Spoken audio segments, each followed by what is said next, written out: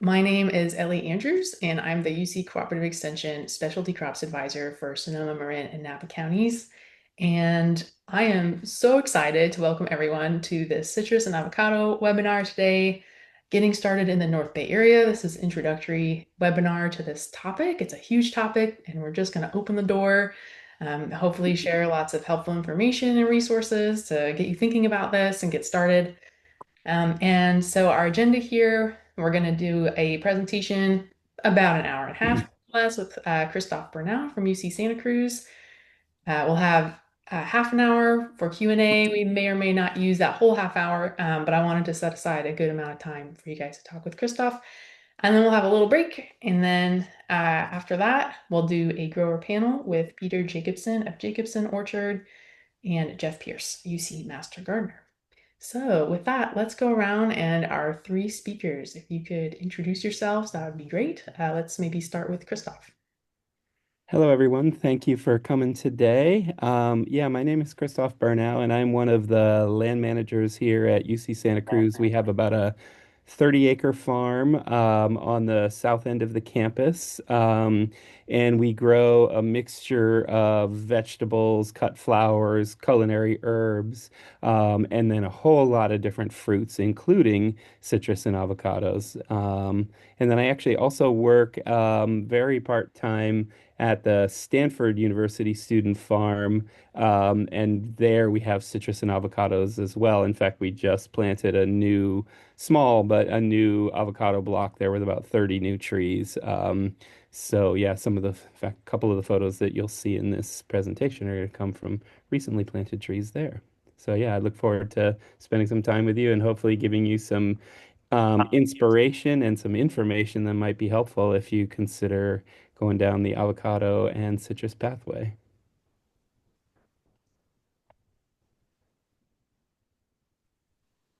Peter, would you like to go next? Yes, happy to. I'm Peter Jacobsen. I own a farm in Yountville in Napa Valley, Jacobsen Orchards. I've been farming here for the last 40 years. So there's a lot of dirt under my fingernails at this point in time. And it's the trees, my little ranch has 100, or little farm, has 120 different fruit trees. And it's got 17 different citruses. It's got one avocado who's struggling. Christoph, I'm waiting to hear how to solve this. Yeah, I have one other claim to fame that Ellie suggested I mention. Uh, the clients that I sell the produce to are actually the French Laundry is one of them, and a number of other Michelin-starred restaurants. So I've dealt with a lot of finicky chefs. Well, I don't want to call them finicky; they're brilliant, but they want what they want when they want it. Um, and I had the privilege of being on the, I don't know if you've seen it, the Chef's Table Legends. Thomas just was recently on, it's newly released. So he came to visit the farm and talked about growing farmers, and I'm one of the farmers he's grown. Well, Uh, yeah, was no guarantee. yeah. So that's so looking forward to the presentation from Christoph and looking forward to being a part of the panel.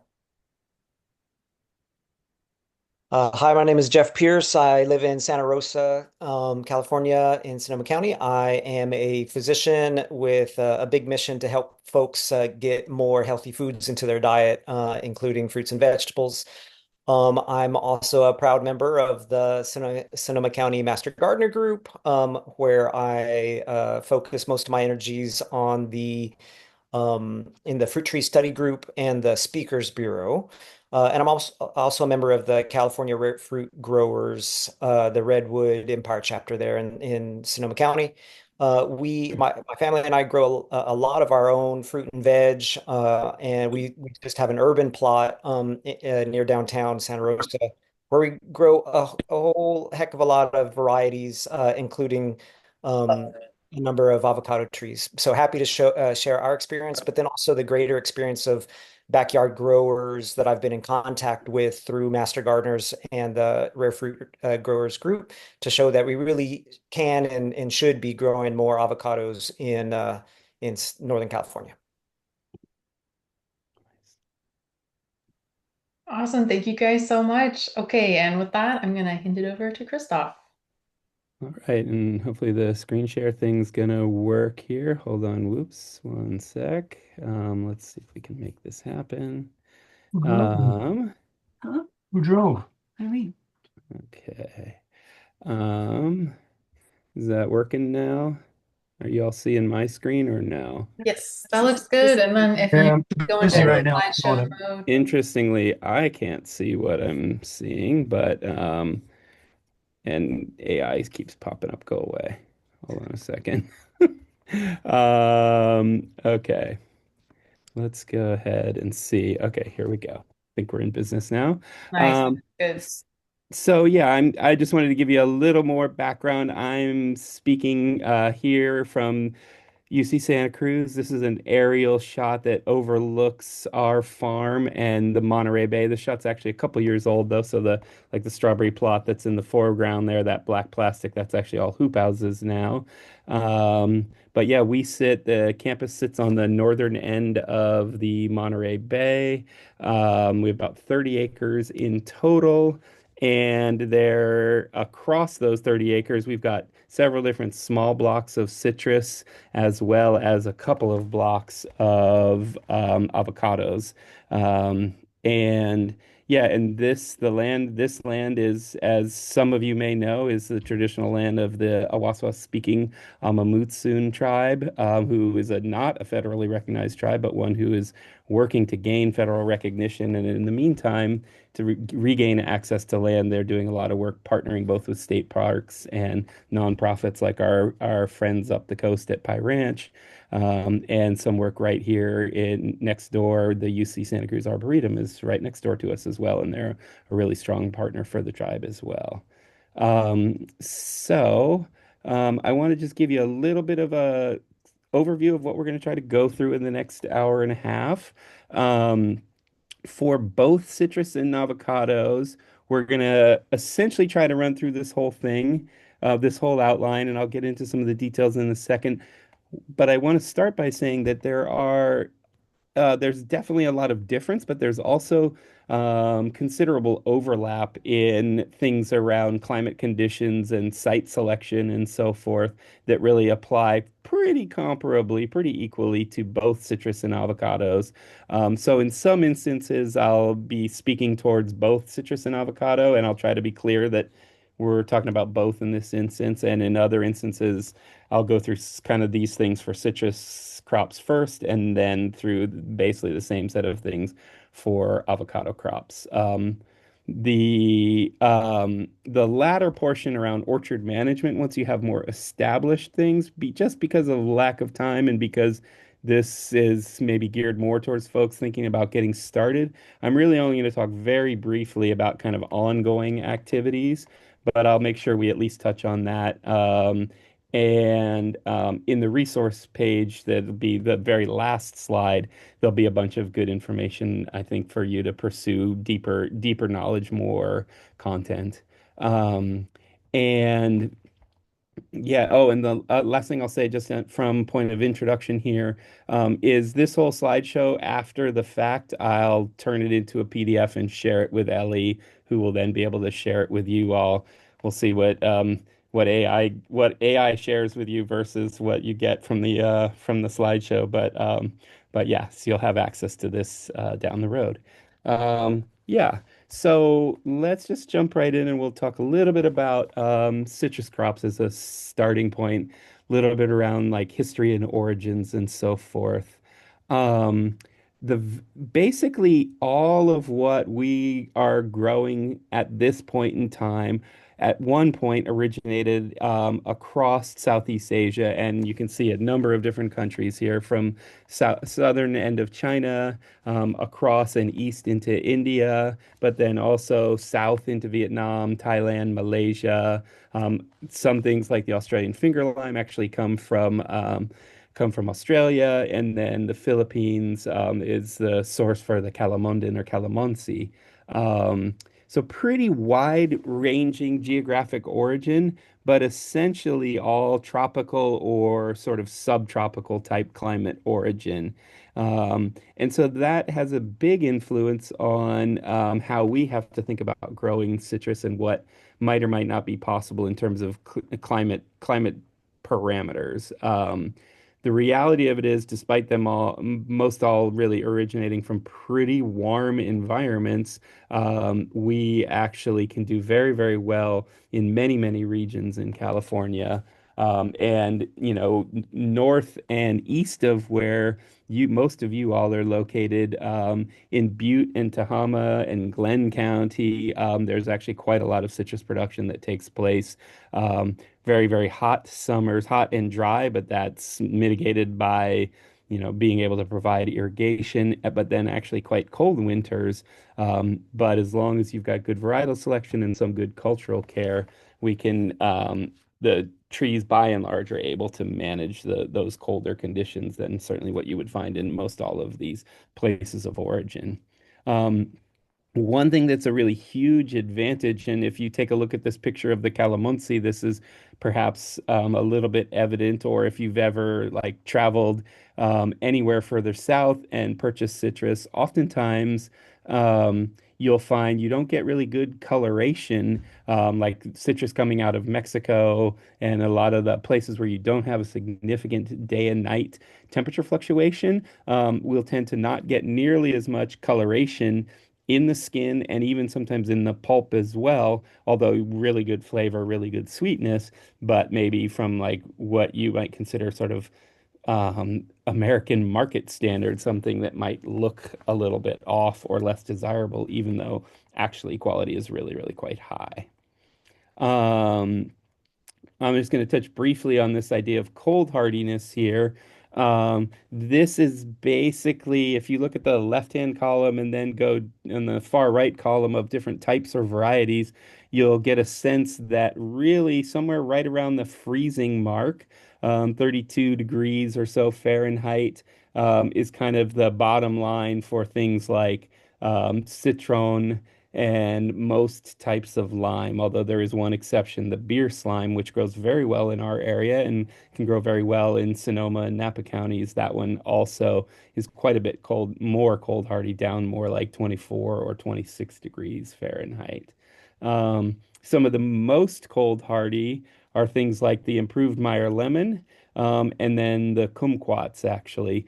Kumquats sort of perhaps paradoxically are quite cold hardy. I think it maybe is in part because they tend to grow a really dense, full canopy that can help protect the trunk and protect the tree overall. Um, but at the same time, to get really good sweetness, they require a pretty fair amount of heat. In thinking about your site selection, we obviously need to just think about what are climate considerations and climate parameters that you've got at your specific site. Obviously, if you're in Sonoma and Napa County, you're going to have to be a little bit more careful and precise. There was one person I saw in the chat who was calling in from Southern California, which gives you a much, much wider range of options and probably in almost all locations substantially less concern about like frost and the potential for tree damage for both citrus and avocados. But when we're thinking about trying to choose an appropriate location, um, generally speaking, folks would say that south-facing slopes, maybe not too much of a slope because you don't want to have to be really facing significant erosion concerns and so forth, but south-facing slopes are going to kind of give you the maximum solar exposure. Year round, especially during the summer, but even during the winter, and late winter and early spring when a lot of new growth starts to happen. Um, if we're on flat ground, we'll still get good solar exposure as long as we don't have a lot of, adjacent trees and so forth. But maybe not as warm of a location. And then depending on the terrain around you, flat ground can also be the source where a location where cold air gets deposited, where you have cold air drainage in the winter, which could be problematic for frost development and such. And then obviously a north-facing slope may give you really good growth in the summer months, but for many months of the year, you're probably not going to get as much sunlight or potential warmth as you might actually want. Um, and why is heat so important? Well, looking like at this list on the right, you'll see that many of these things, true limes, kumquats, pomelos, grapefruit, they really, really depend upon heat for high quality fruit. In fact, most commercial grapefruit in California is grown in the desert and in like excuse me, in like Riverside County, sometimes east in Ventura County, and then in San Diego County as well. But really warm locations, as long as water can be provisioned. Um, but for most of us living here in Santa Cruz and in the North Bay, we're probably going to do best with things like mandarin oranges, lemons, the beer slime specifically, a handful of different sweet oranges will do really well for us. But we're going to have a little bit harder time getting true sweetness out of certainly anything higher up on this list. And then even like the mandarins that we grow here in Santa Cruz, which is a very favorable climate in many ways, but it is a relatively cool coastal climate. You saw our proximity to the bay there. We can grow beautiful trees, we get great fruit set and development, but we don't get nearly as much sugar as those same fruits being grown like in the Central Valley and like in like Butte and Glen counties, for example. Um, this graphic just to try to give you a little bit of sense of sort of some of the differential type of exposure you might get depending upon the lay of your land. Thinking about both temperature and solar exposure, and clearly kind of like south-facing slopes that aren't going to accumulate cold air but have really good solar exposure, and then ideally or maybe a little bit buffered from the strongest winds. That's often going to be your best location. Um, uh, that said, many commercial citrus orchards are really planted on flat ground. You see in Southern California a lot of avocados actually being planted on fairly marginal ground that is much more sloping terrain, but still with that same concern or same interest around south-facing slopes in most instances, or at least west-facing slopes, and good air drainage so that we're not in cold pockets. Um, when we think about where and when to plant, this process, I will say, is going to be basically true for both citrus and avocados.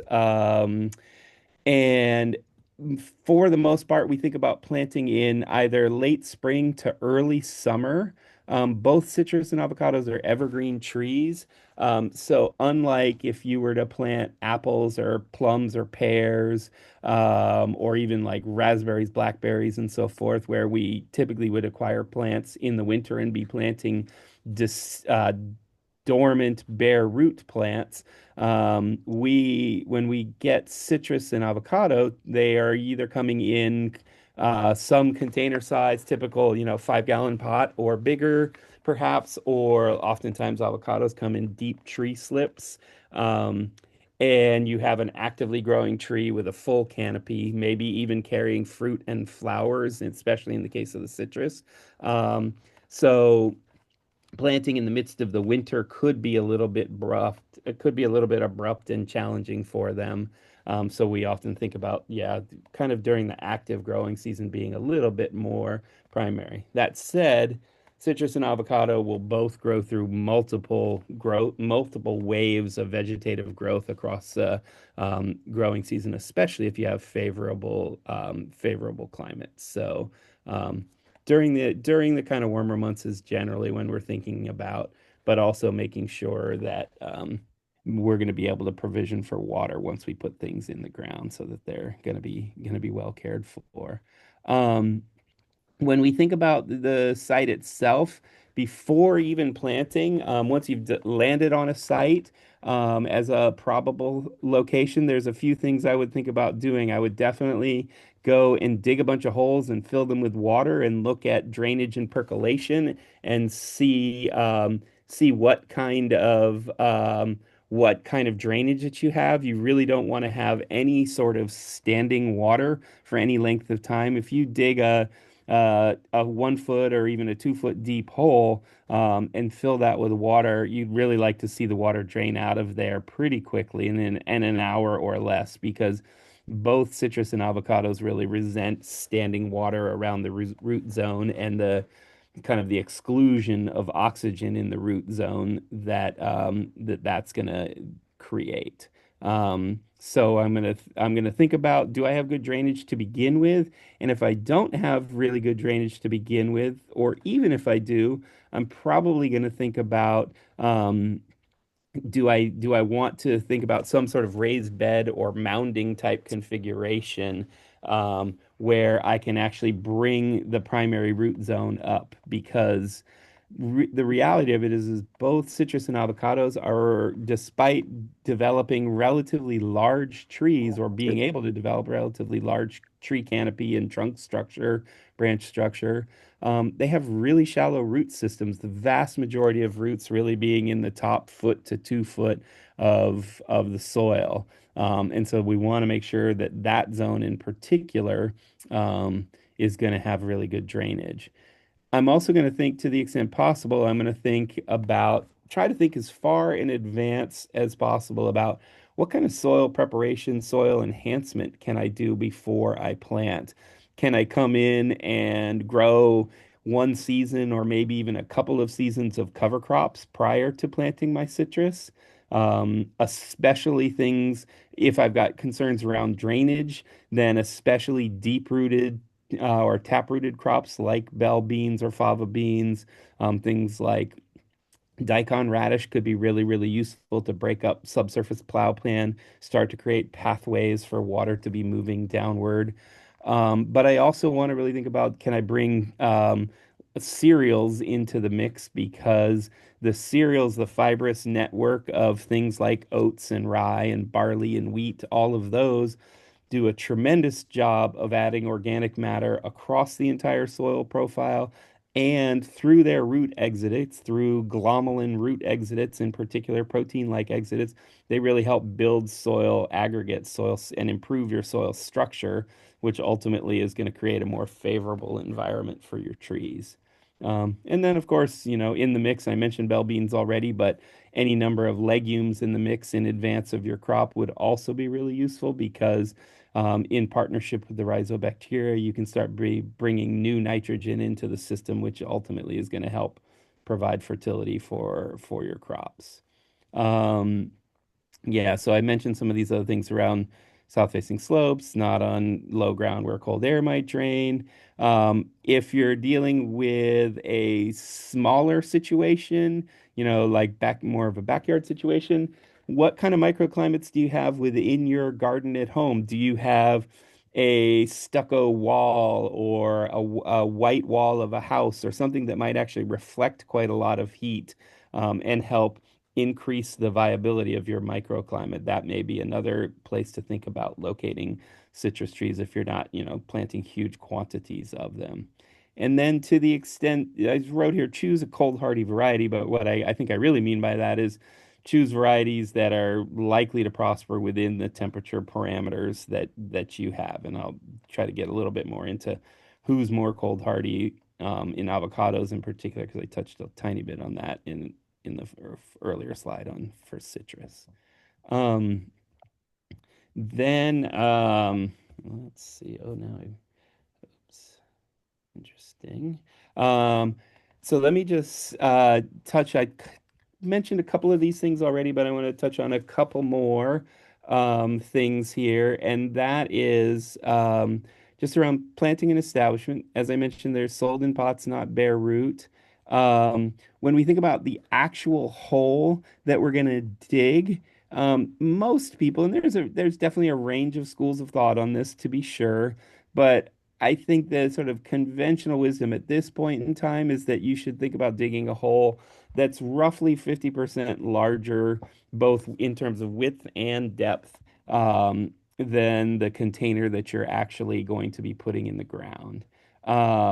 There's definitely some folks who will say we want to dig a really big, massive hole, and then I'll talk more about amendment in a moment, but massive hole, amend that hole really thoroughly, put your trees in, backfill with that nicely improved soil. That can absolutely work. But what some people, why some of the thinking on this has shifted a little bit is that what can happen is if you have a really radical difference between your amended soil that you've planted into in the hole that you've planted into, and then the native soil that surrounds that, if there's a really radical difference with that, you can sometimes end up developing a little bit of what people will call a pot effect or container effect, where the root system largely wants to stay where you've done the work to improve things and not be as sort of venturesome out into the rest of your native soil and ultimately maybe have a little bit more of a confined root system.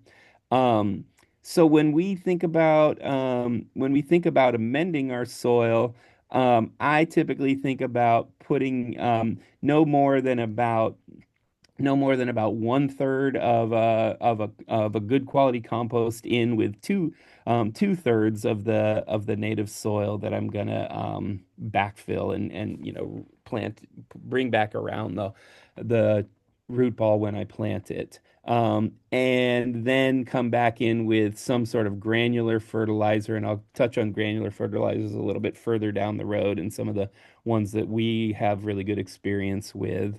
But then top dressing with some sort of granular fertilizer. And then over time, then we might think about expanding that zone of fertility. But once the trees are in place, that's going to mostly happen from the surface rather than, deeper down in the root zone.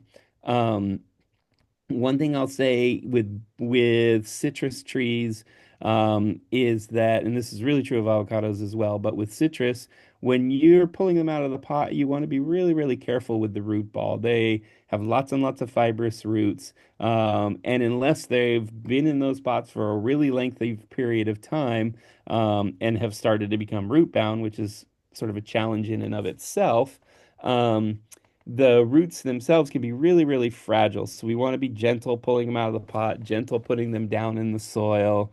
I've actually seen a lot of containers because um, growing citrus at home, like if you go into retail nurseries and look to buy citrus plants, you'll actually find a lot of really beautiful, high quality looking trees that are actually not that well rooted in the pots yet. And that's because the nursery growers there's such a demand for their trees that they're trying to churn them out as quickly as possible.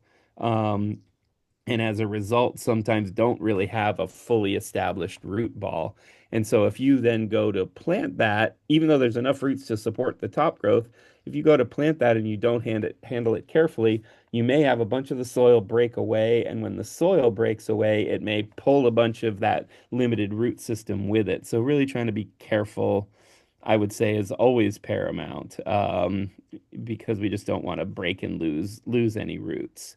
Another important thing I'll mention is in general, we're going to want to plant to about the depth that the trees were growing in the pots. The only real exception with that might be is sometimes you'll see some surface roots and so forth exposed right around the trunk at the soil level in the pots. And that if that's the case, then I'm going to want to plant a little bit deeper and bury the any exposed roots, but I don't want to start creeping up the trunk with my soil ball because what I really don't want to do is actually bury the graft union, which is usually several inches up the trunk, but nonetheless, I don't want to come anywhere near that.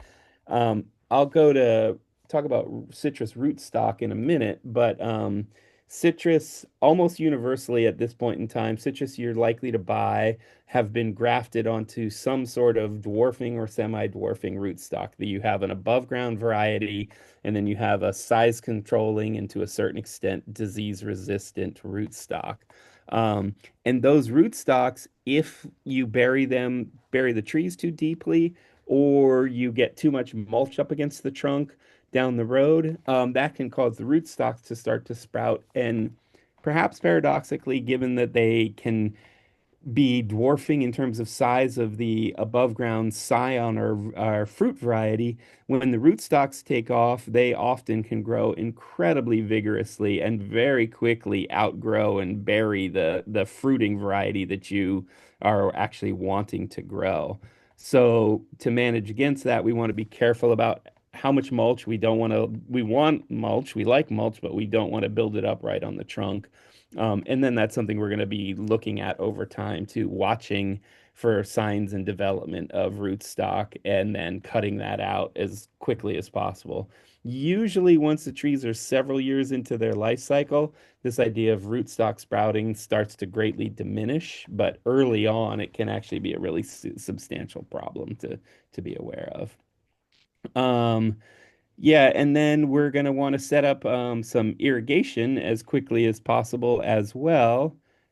I'm in trouble. So as to be able to meet the tree's needs. And actually, this bottom right photo that you see here, I wouldn't say you'll see this often, but occasionally you'll see citrus in pots looking just like that, where a bunch of roots are exposed at the surface. And in that instance, I would basically bury this is probably soil that just got eroded or washed away, because you can see the little bit of color change in the trunk right about here. I don't know if you can see my pointer there, but right about there, there's a color change in the trunk. So it probably had soil up to that point until somewhat recently. And that's about the height that I would want the soil to be after I've actually planted it. This top right picture is actually, rather than being a citrus tree, it's an avocado, a just planted avocado. Um, and you'll see in this case we've got kind of a main distribution line here, and then a T and a branch off, and then just three little half-gallon per hour emitters, basically right around the root ball, because avocados, at least initially, they're real susceptible to desiccation. So in this instance, this is part of a couple of 200-foot long rows. And we really wanted to be certain that the irrigation was getting right to the trees, and so this little branch is stapled down. Eventually, we'll extend this irrigation out to cover a much, much larger portion of the root run of the tree. But at least initially, um, my concern is like, let's make sure we're getting tree water right where the roots are at the outset. Um, so yeah, as I mentioned before, most citrus is pretty shallow rooted within the top foot or so, though certainly they have anchoring roots, not so much feeding roots, but anchoring roots that are deeper than that. And the same is true of avocados. The vast majority of their roots are incredibly shallow, only in the top several inches of soil. And so this is going to be really important when you're thinking about irrigation management. And ultimately, it translates into needing to water somewhat frequently, depending on your climate, depending on your soil type, depending on how much mulch you have there. But then not necessarily needing to water for greatly extended periods of time, because most of the roots that are going to be uptaking water are pretty shallow. So for most of our irrigation here, we really rely. Hopefully, folks are familiar with the CIMIS system, CIMIS, this state-run system that looks at evapotranspiration rates. And there's a crop coefficient for avocados and for citrus specifically. And then you have to judge percent canopy depending on how big and full, how old your trees are. But that's kind of the driving force um, the driving sort of calculus that we use for figuring out how much water we're going to deliver. But in very loose terms, that typically translates to roughly an inch or so of water being delivered per week. Though how much water that actually translates to, as the root system gets bigger, the canopy gets bigger, the drip line is bigger, that becomes more and more water over time. Um, for the most part, citrus, we would think about, and citrus and avocados both, we think about some sort of surface delivery of water. That could be drip emitters, like in that top right photo. It could be drip lines. that are either running down the length of your rows or in coils or loops around the trunk.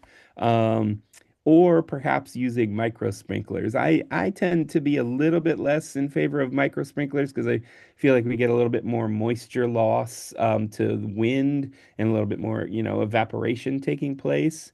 And then a little bit stronger promotion of weed growth as well, which in both instances is something we're not really going to want. So usually I'm more in favor of either drip emitters or drip lines, depending on kind of age and stage of the trees.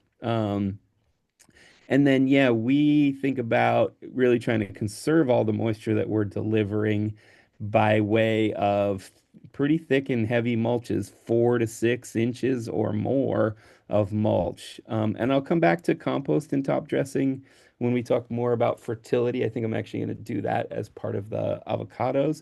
But ultimately, compost, the surface applied compost as your trees are developing, can be another way to keep getting fertility, building organic matter, building moisture holding capacity, building the biological community of your soil as well.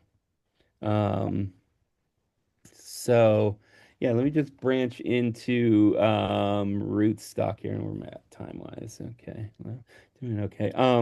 So I mentioned that most citrus are grafted onto some sort of rootstock.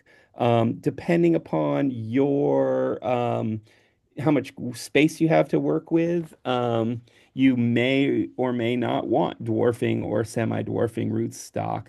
Traditional, like all of the early citrus orchards that were planted in Southern California, some of which, are still standing many, many years down the road, were grown on seedling rootstocks or on their own roots, and those can be quite massive trees. They can be 25, 30 foot tall easily, which is very beautiful, very stately, very productive, but also quite a bit harder to manage in terms of harvest, in terms of any pest and disease management and spraying program that you might have.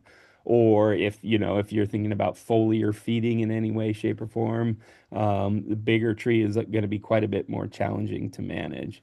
Um, Most contemporary, more recently planted citrus groves are going to be on semi-dwarfing rootstock, which kind of maybe gives you a little bit of a balance between a fairly large tree, but still a little bit more manageable size for harvest and all of your kind of care and operations. But by virtue of big trees, hopefully really high yields for the amount of space that's allocated as well. On the other end of the spectrum, the really small trees, the true dwarfing rootstocks, that's definitely suited to a lot of home garden situations, could be suited to a commercial environment as well with a little bit more high density planting, but that's also going to drive up your planting costs as you're going to need more trees per acre.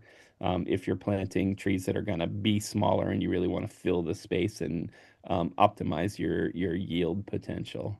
Um, but the rootstocks are one thing that influence, and they're really the primary driver that influence the size of the tree. But then ultimately, the vigor of the individual variety or cultivar is a key driver in combination with those rootstocks. How fertile your soil is, what sort of how favorable your growing conditions or climate is overall are also going to have a really big influence. Um, on how big your trees end up being. Um, okay, so I'm just going to kind of go through a bit of information on some different varieties, and we'll talk a little bit more about what I think is going to probably be best in Sonoma and Napa County in particular, based on both a little bit of my parents' experience they live in Petaluma, but then certainly my experience here and over the hill at Stanford and other places that I've been. Um, so navel oranges, by and large, can do well as long as you do have a truly favorable climate. They really benefit from heat.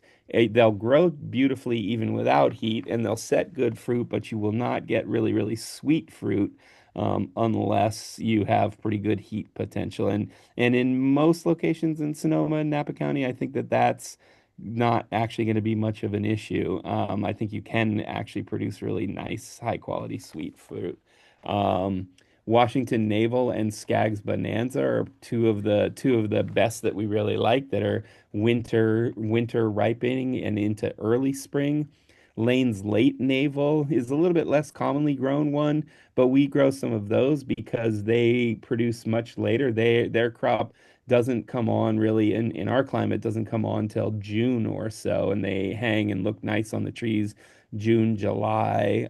Usually they're picked off by August, but they hold their fruit on the tree pretty well, even as far into August.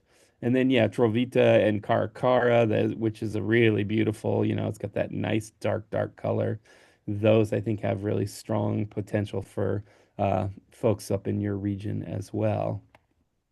Um, Blood orange is another possibility to consider. Um, Super beautiful fruit. This picture of the Moro blood orange, I feel like, is a maybe a little bit unfairly alluring because we neither in over the hill in Palo Alto, where Stanford is, or here do we get that kind of deep color. That kind of color tends to come much more so in fruit grown further south, San Luis Obispo County and further south. That said, I've found of these three that are here, Smith Red in particular seems to really give us the best color overall. A nice blush on the skin, and then fairly dark, though not this uniform, of fruit inside. And it's got a kind of a sort of I would call it sort of mild sweet over tart flavor with a little bit. All the blood oranges I feel like have a little bit, almost a little bit of like a musk rose. That the fragrance of a musk rose. I feel like there's a little bit of that in the flavor of the blood oranges as well. Yeah, and then like things like Valencia orange or the Santa Barbara greens, those are another possibility, other possibilities. Really those do best and get better fruit quality further south though. But still something to maybe consider. Um, Grapefruit is probably of most of the things on this list, probably the thing that I'd be least likely to recommend, except for folks calling in from Southern California. Um, for us here in Central and Northern California, generally speaking, we don't have long enough, consistent enough heat to get really high quality fruit. And the best grapefruits in California are actually grown down in the desert. Um, and they're genuinely like a truly sweet over tart fruit rather than something that I think most people really associate with being a very tart fruit overall. Um, and interestingly, the grapefruits in our region, grapefruits are going to take basically from bloom to harvest can be almost a 2 year window. Um, and so part of your task as a grower, be it regardless of scale, if you're growing grapefruit further north, is to be able to recognize and differentiate between the fruit that's going into its second year and full maturation and the younger fruit that is also hanging on the tree simultaneously, as well as the next generation of fruit that's just starting to emerge in the blossoms. One of the things that I maybe should have mentioned earlier that I think is really quite remarkable about citrus, and this is especially evident in the spring, less so in the rest of the year, but they have a lot of things happening simultaneously. Late winter, early spring, depending on the variety, you will have a flush of new vegetative growth. You'll have new flowers and fruit set happening, and you'll have the previous season's fruit ripening and being ready to harvest. All of that happening simultaneously. Really quite kind of a lot of things happening with the trees all at once. And so, part of our goal as a grower is to try to make sure we're there with fertility and moisture management and such so that the plants can do all these things simultaneously and really prosper. Um, so let me just jump into mandarins a little bit because I think mandarins is one of the areas where in your area, besides lemons, I feel like you probably have the strongest potential. And there's so many varieties to choose from. These are just some of the ones that are my favorites, and there's actually I have a whole another slide with a handful more here. Um, the Awari Satsuma is really the classic, super easy peel mandarin. The peels almost fall right off. They can oftentimes you can take all the entire peel off with a single in a single piece. And then they segment out into the individual sections quite easily. And they can be really quite sweet, especially if they're in a good favorable location. Um, Clementine or Algerian is one with really good dark color, really rich tasting. Actually, is makes a great marmalade as well. Um, Murcott is similar in that regard. Minneolas is that's one probably most folks are familiar with from the supermarket. But that is one that's really possible to grow on a home scale and small production scale as well. Um, there's a series of golds. Well, I'll just say Encore. We like Encore too because it's pretty late. In our area, it doesn't come on until April or so, April into May. So that gives you kind of a nice extended season. But Gold Nugget, Yosemite Gold, and this one here, Shasta Gold at the top of the list.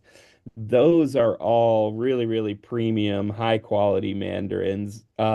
None of them quite as easy to peel as something like the Owari Satsuma, but nonetheless, really delicious flavor. And overall, I would say high quality fruit and very much worth having. Kenow, Pixie, and Page. A lot of people really like those. I have them on here because I feel like they have really strong favor overall. Um, at least for us here in Santa Cruz, I don't feel like our fruit quality really is up to their full potential. That said, the last one on this in this group, Tango, that's a super tasty fruit. It's a dark orange, fairly thin skin, but dark orange flesh. Kind of tart over sweet, but still really good flavor overall. It's just, I feel like it's just an outstanding choice. Um, just jumping into lemons, limes. The lemons is kind of almost anything you try to do, I think will be a success with lemons. Eureka, Lisbon, and Genoa are all fairly similar, sort of classic lemons. Um, and they ripen and hold on the tree for quite some time. Got a really soft, sort of pale yellow color at maturation, very generous amount of juice that can be extracted from them. Really nice skin, especially the the Genoa. Like if you're trying to do anything with the rinds, and I should just mention this is really true of all of the citrus, but especially something like lemons and limes. There's a tremendous amount of volatile oil content in the rind itself, and you can release a lot of that. If you like just roll them back and forth on the cutting board, you'll see, huge amount of oil come off of them, spraying off of them. Also, if you like have a fruit peeler or I can't forget, I don't remember what it's called, but where you can basically slice a little bit of the rind off, to like as a complement to cocktail or something like that. Those are excellent choices for that. The improved Meyer is an outstanding fruit, really cold hardy, as we mentioned in that earlier slide. Incredibly productive, and if left unpicked you can have fruit on an improved Meyer lemon. You could be picking fruit off of an improved Meyer lemon for 9 or 10 months of the year pretty successfully. The fruit hangs tremendously well on it. The longer they hang, they do start to get soft. The skin will degrade pretty quickly after picking, but if you leave them on the tree, that's really almost perfect storage for them. And then the last one I'll just mention here, New Zealand lemonade. That's actually a really sweet lemon. It's almost you could almost make lemonade without any really added sugar because it has such high sugar content on its own. Oh, and there's one I didn't mention that I meant to or didn't include that I meant to mention here. But there's another one that's called variegated pink that when you cut into the flesh, It is actually pink in color and thus gives you a pink juice. The flavor is kind of your more of a typical lemon flavor, but a really beautiful kind of unique color that you might consider as well. And then, yeah, just a couple notes on lime. So, generally speaking, it is a bit too cold for true limes to really prosper here. However, the the Mexican lime, which is a very, very small fruit, real pale color. I don't have that on the list actually, but that those actually do quite well. Central Coast up in Palo Alto, and I think are cold hardy enough to do well in most spots in Sonoma and Napa counties as well. The beer slime is quite cold tolerant. It is actually even though in this picture it shows them being green, they are actually typically harvested, have their best flavor when the fruit turns yellow and when it's really just dropped off the tree, or if you like rattle the tree a little bit, whatever falls is kind of your prime ripe fruit. And it's I feel like it's a really, really high quality lime, especially trying to grow it in further northern climates. Rangpur, simile, a nice choice to think about. And then this last one I have listed here, Mill Sweet. Um, they're really beautiful, stately, kind of upright trees, and it is a limetta. It's got a lime-like flavor, but really a strong, sweet overtone and incredibly aromatic floral skin. The oils that are coming off of the skin. That might be another thing to think about or consider in the mix. Yeah, and then just briefly, kumquats. Not a fruit that everybody loves. For some, even the sweetest of them is still on the tart side, but they're kind of a remarkable fruit in that you can eat the entire thing, skin and flesh and all together. And Mewa, Fukushu, and Nagami are two of the kind of three that we like the best. And then that Tavares lime quad, that's a really productive kind of oblong shaped lime tasting lime quat, and can be a substitute for lime. The Calamondan, which I think I mentioned in one of the first slides. That one's from the Philippines and it has orange flesh, but still much more of a lime-like flavor. And then last thing I'll just mention, not really grown for the fruit, but grown for the foliage, is hystrix or macrot, which is what you see like in Thai cooking and so forth. Is the Thai lime, and that's a really outstanding one, and definitely one that some, specialty chefs and any sort of Asian restaurant may also be interested in as a potential crop for you. And they're pretty easy to grow, and we're not worried so much about pollination and fruit set and that because we're really after the fruit. So that's definitely one to consider. So I'm going to pivot for the sake of time. I'm going to pivot to avocados and try to run through a handful of things here fairly quickly because some of the avocado stuff we've already covered.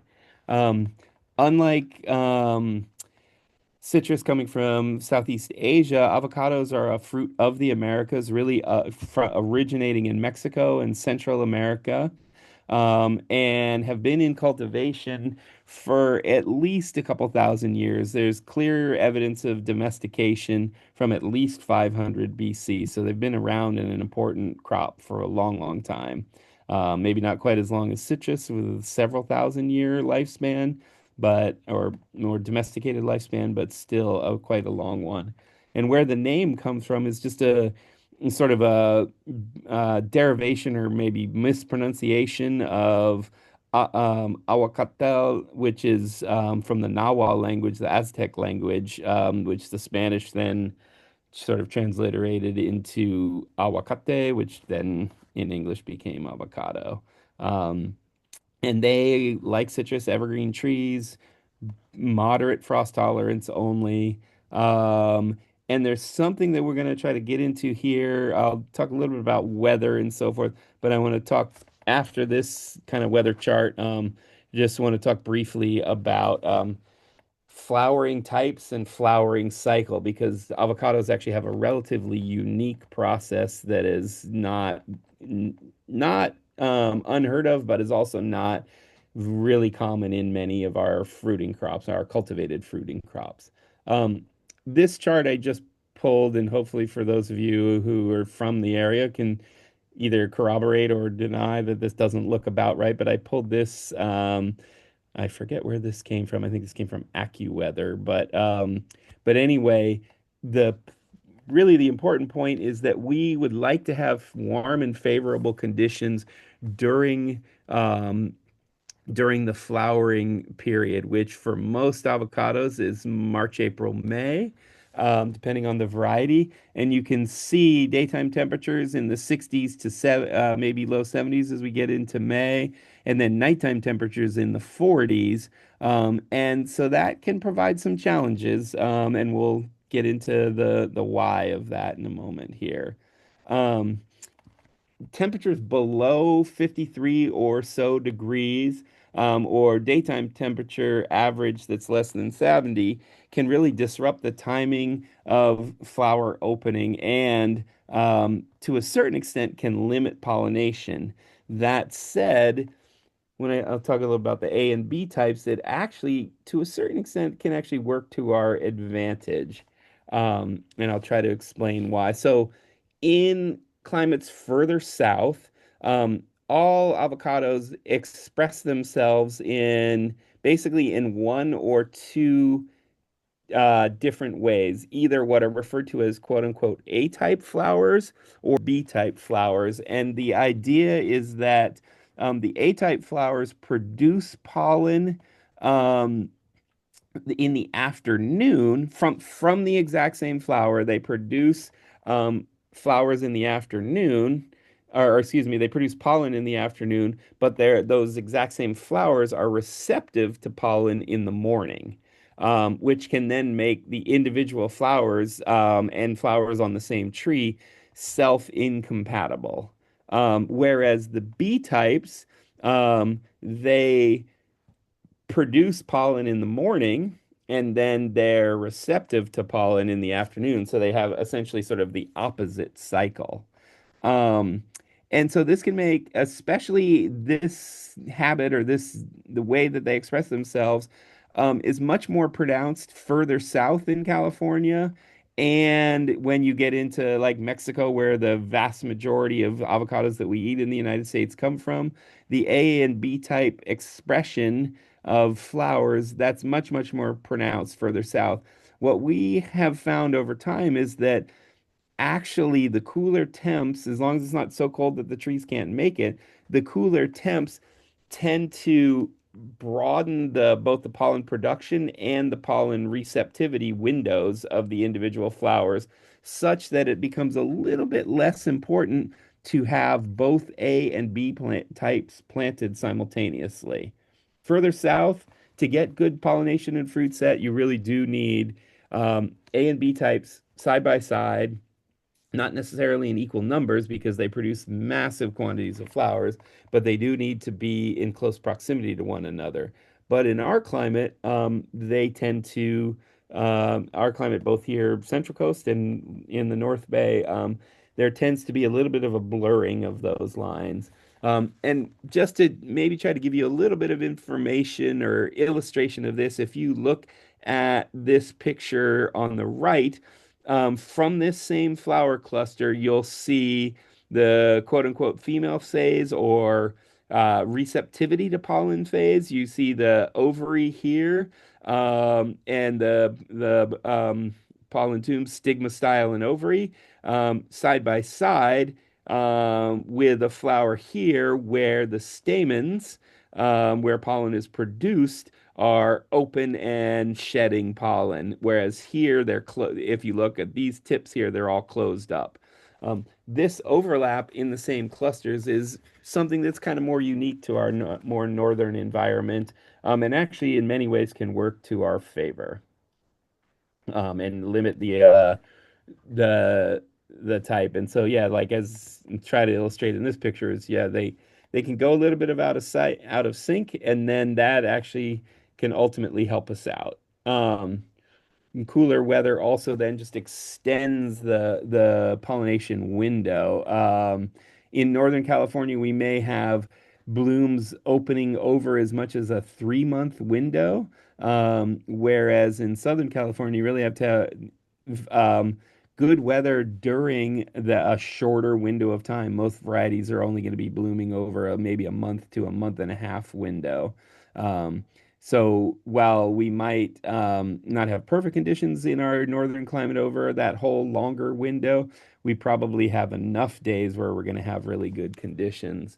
And avocados, if you've ever seen an avocado tree in full bloom, it is absolutely remarkable how many flowers they produce. They can produce thousands upon thousands of flowers from a single tree, but then ultimately will only set and carry several hundred fruits from a mature tree. Um, Many of the flowers never get pollinated. Many of the flowers do get pollinated, but then the trees will often have a period a couple months after bloom where they abort or drop a whole lot of their fruit to sort of balance the actual carrying capacity of the trees. And that fruit drop is basically normal as long as there's still lots of fruit left behind as well. If they all go, then we have some concerns. You have some fertility problems, you might have some water problems or disease problems, something that's causing stress to cause all the fruit to drop. But having lots of fruit drop is not abnormal. It's part of the process of the tree sort of naturally thinning itself. So just a little bit of difference between avocados and citrus here. Many of the things on this list are the same as the planting and establishment list that I shared with you for citrus. The things that I think I would want to point out that are different really is that most folks, and I'm certainly of the belief that when we plant avocados, we are not going to amend the soil at all. We're going to dig the same kind of hole that we would dig for citrus, but then we're going to backfill just with native soil. What tends to happen if you amend with fertilizer and or compost, sometimes the nitrogen component in the that's available in that can actually be detrimental to root establishment and development. And especially if we're providing too much water after planting. So typically we're going to backfill just with native soil. I'm going to be careful about planting depth and all that, not too deep, not too shallow. And then we're going to come back and mulch fairly heavily, but not right up against the trunk. We're going to leave a little bit of a ring, a 6 to 8 inch ring around the base of the tree that is essentially bare soil. We're going to set up irrigation, try to water shortly right after planting, and then depending on what the weather patterns are like, probably weekly or bi-weekly for the first several months of establishment.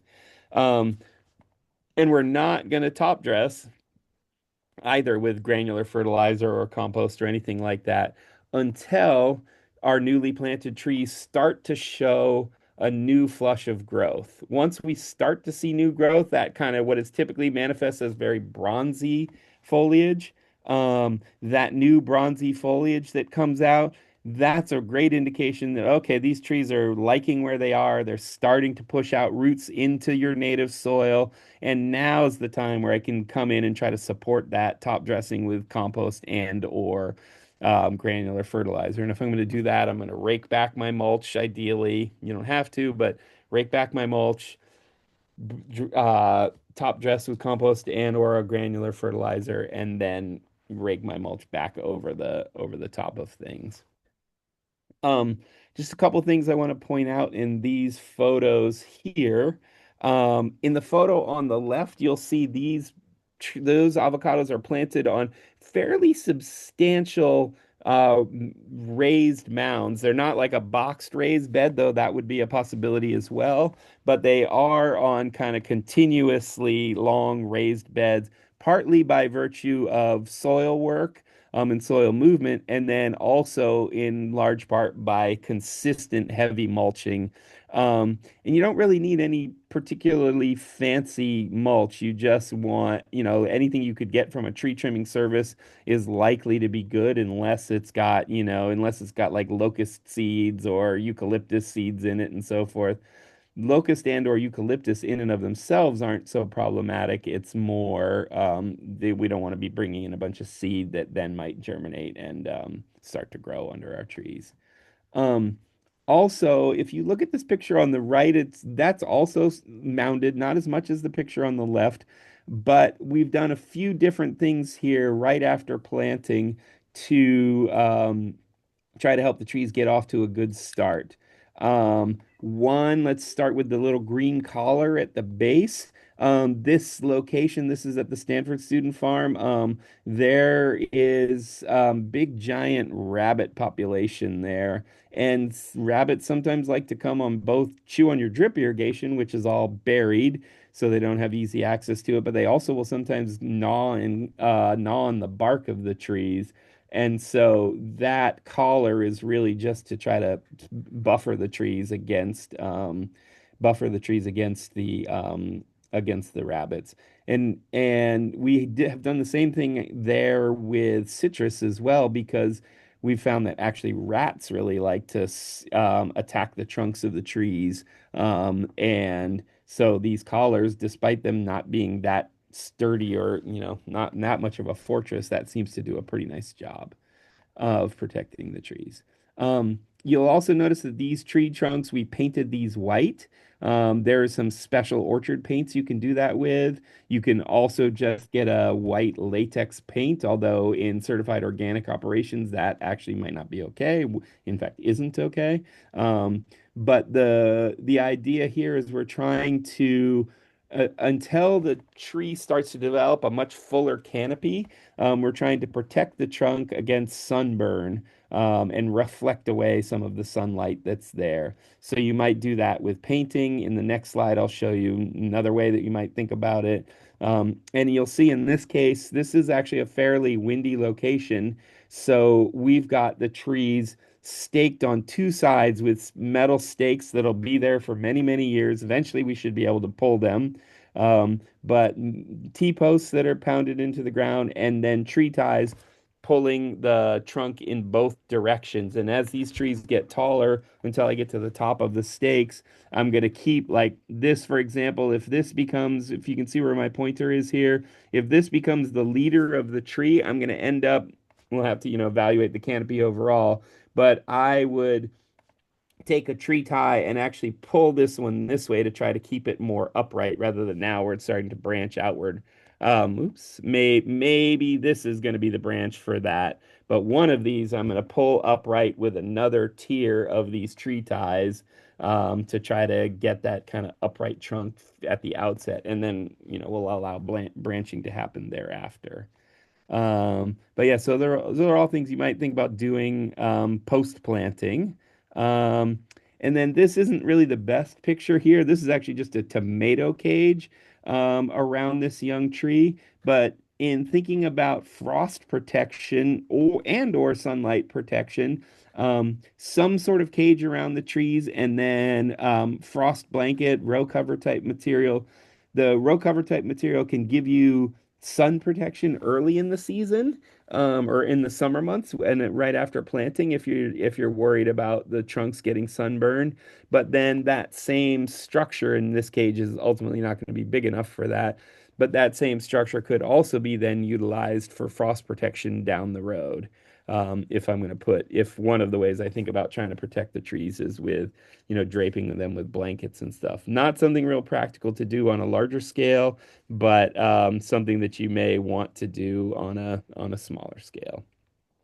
Um, Let's see. Yeah, so let me just talk briefly about fertility. And this is something that definitely applies to both. Oftentimes, the same fertilizers that are used for citrus are also used for avocados, pretty comparable.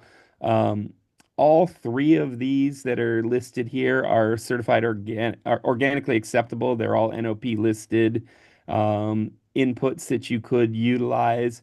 And I have worked with all three of them and had good results. I'm not necessarily trying to advocate one or the other. I think really the main thing I would say is that if you look, you have a little bit higher nitrogen and then a little bit less phosphorus and potassium, but all three of these provision for nitrogen, phosphorus, and potassium, providing your major macronutrients, and are somewhat slow release for the way that they break down and get mineralized in the soil. Typically, they're going to be releasing, making nutrients available over a 1 to 3+ month window. Um, and we typically think about if you have the time and energy, the reality of it is I don't usually get it done more than once, sometimes twice a year, but most folks would recommend that you think about multiple lighter dosage, but multiple applications of a granular fertilizer per season, as often as once a month, if not once every 2 months, from like mid-late spring through middle end of summer, to really try to sustain that as long a growing period as possible. And this can be beneficial, but also is obviously time consuming. You're not necessarily delivering any more total volume than if you only did a single application. You're just spreading it out over time so that that slow release period is extended over 6 to 8 months or more rather than just a 1 to 3 month window. Um, yeah, so let me just talk briefly about the idea of frost protection. And this is obviously a really old picture and not um, something as common these days, these oil pots here.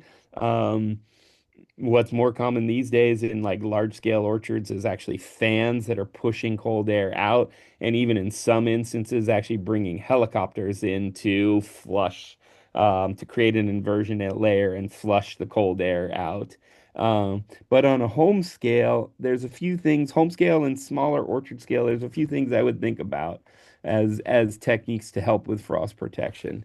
One is anytime you know it's going to be particularly cold, making sure either via rainfall or irrigation that the soil profile has ample moisture, because trees that are well hydrated are more resistant to frost than trees that are suffering any sort of moisture stress.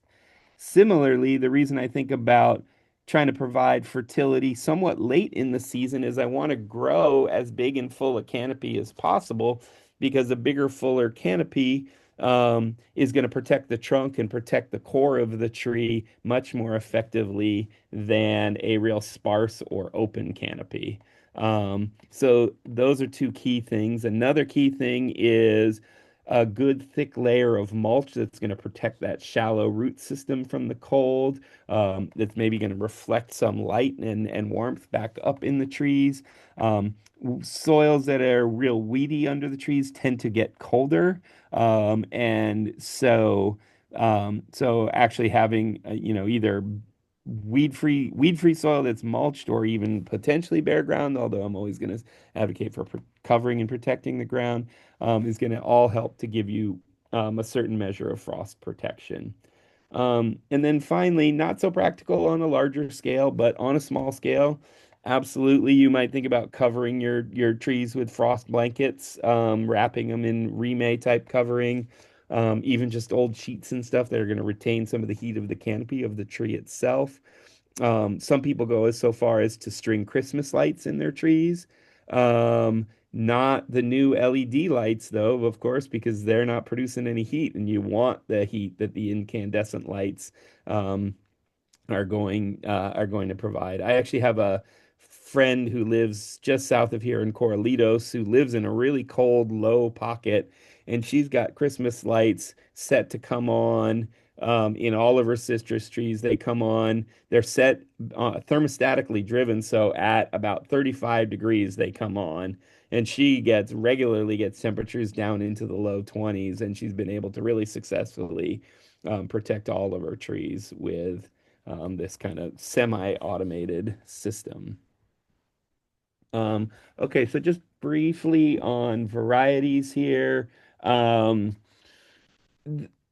I mentioned that that avocados basically either originate from Mexico or Guatemala.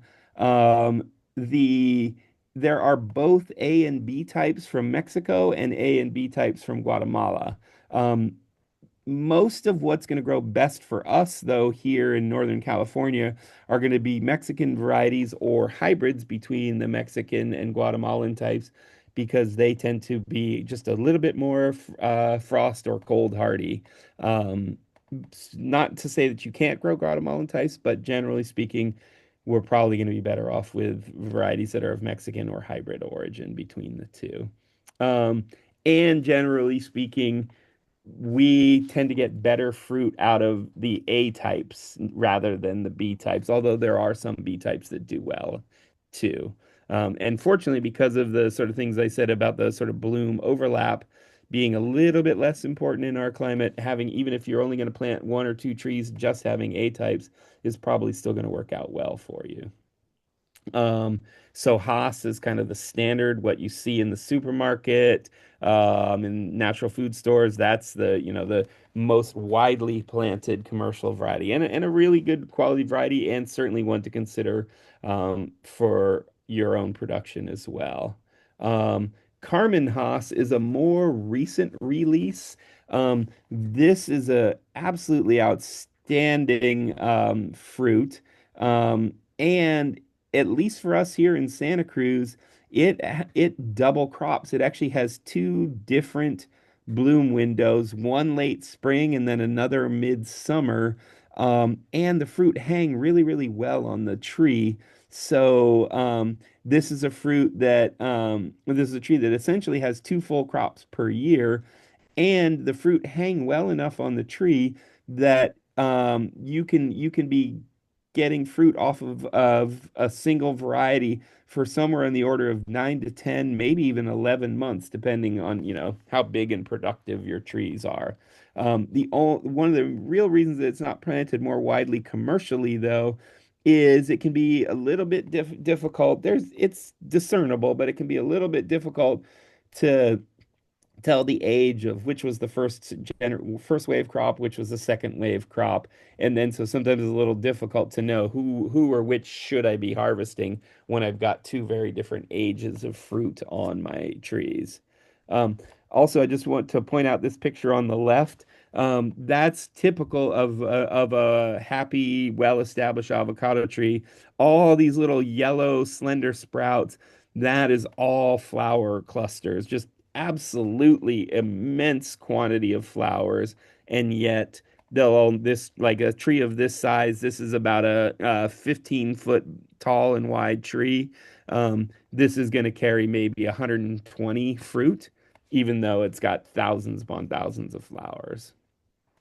Um, Two that we really like, that do well here and I think would do well for you, are both Reed and Lamb. Lamb is another Haas derivative.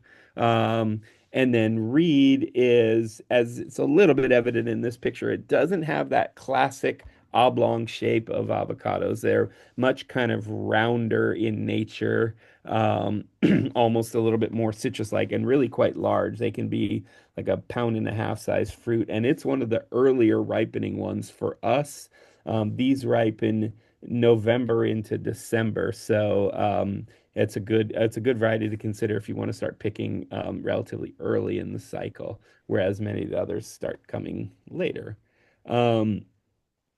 Gem is actually a Gwyn sport or a mutation off of the Gwen variety. Really, really tasty, sweet, tender, or not sweet, but like buttery, tender flesh. And then the one on the left, Palo Doro, this is actually from friends Freddie and Ellen, who run a small avocado nursery down in Rio Del Mar, La Selva Beach area, just south of us. And was a seedling found down in Big Sur out of Palo Colorado Canyon, and it has as they're ripening, the fruit color is like a golden yellow, very kind of a slender, elongated fruit, really, really nutty, buttery flavor. It's a variety that I like, although I don't think anybody's growing it commercially, but it's one to maybe look at and consider. Um, There are some B types you might consider. Bacon is probably the most widely grown in this region. Zutano is also really widely planted, and Fuerte. Um, we have probably a 40-foot tall Zutano growing here at UC Santa Cruz. It's incredibly productive year in and year out. However, it's not the highest quality fruit. It's very watery. It's a little bit stringy on the inside. Oftentimes, when you pick the fruit, you will have one end of it will have a little bit of rot to it, even as the rest of the fruit is perfectly good. But it's a nice fruit, and if you're thinking you're feeling like, oh, I do need a B type for to help facilitate pollination, Zutano might be a really good choice for you. One thing I didn't mention that I should have mentioned here too from the outset, probably most of you know this, but when we pick avocados, we're picking them in a mature ripe stage or a hard ripe stage, not ready to eat. We pull them off the trees, and then if it's for your own home use, you'd be harvesting them and putting them right on the kitchen counter. They're going to ripen typically in a week to 2 weeks, maybe. If you're trying to expedite that process, you might put them in like a paper bag with apples or bananas, where you've got a lot of ethylene gas being released that's going to help expedite their ripening. Um, if you're wanting to store your fruit and then dole them out over time, then you would be thinking about picking them in this hard ripe stage, but not soft, and putting them in a cooler. And then they can sit really for weeks, if not months, if they're stored in a cooler in the mid 30 to maybe 40-degree temperature range. They actually have really quite long shelf life, and then they'll ripen, counter ripen thereafter. Just want to throw out a couple different varieties that are a little on the smaller size. Um, because avocados do want to be quite big. Gwyn, Little Cado, Reed, although Reed actually can reed with substantial pruning. Gem, Holiday, Green Gold, those are all little bit smaller statured trees that if you don't have as much space to work with, you might consider those as possibilities. I will say pruning, though, is going to be a really important part of this. Any tree, if you leave it completely unpruned, they're gonna tend to be on the bigger and bigger side, and thus harder to get to. You're gonna need, significant climbing skill, or like a high lift, um, like a, what do you call it, one of those tree trimming bucket trucks to get up to your fruit. If you have 30-foot tall trees, they're gonna be really hard to get all the fruit out of the top of them. So some judicious pruning, especially in the early years where you're taking the canopy and selecting not for really weak and spindly growth, but selecting against the most upright and vigorous growth. Now, that might sound a little counter to what I said earlier about staking and trying to train the leader upright. That's really something I'm going to try to do for the first year or so. And then over the course of the next several years, I'm going to be now pruning, trying to contain the size somewhat. I really want to get solid establishment first, but then I'm going to think about size, trying to manage the size downward to a certain extent, just so that it's easier to all operations, but especially harvest. Um, and yeah, just a quick note on a number of varieties that I would say are kind of most cold hardy. You can see Zutano and Palo d'Oro are both on there. Bacon is another one. These are all possibilities if you have a little bit colder location and you want to succeed.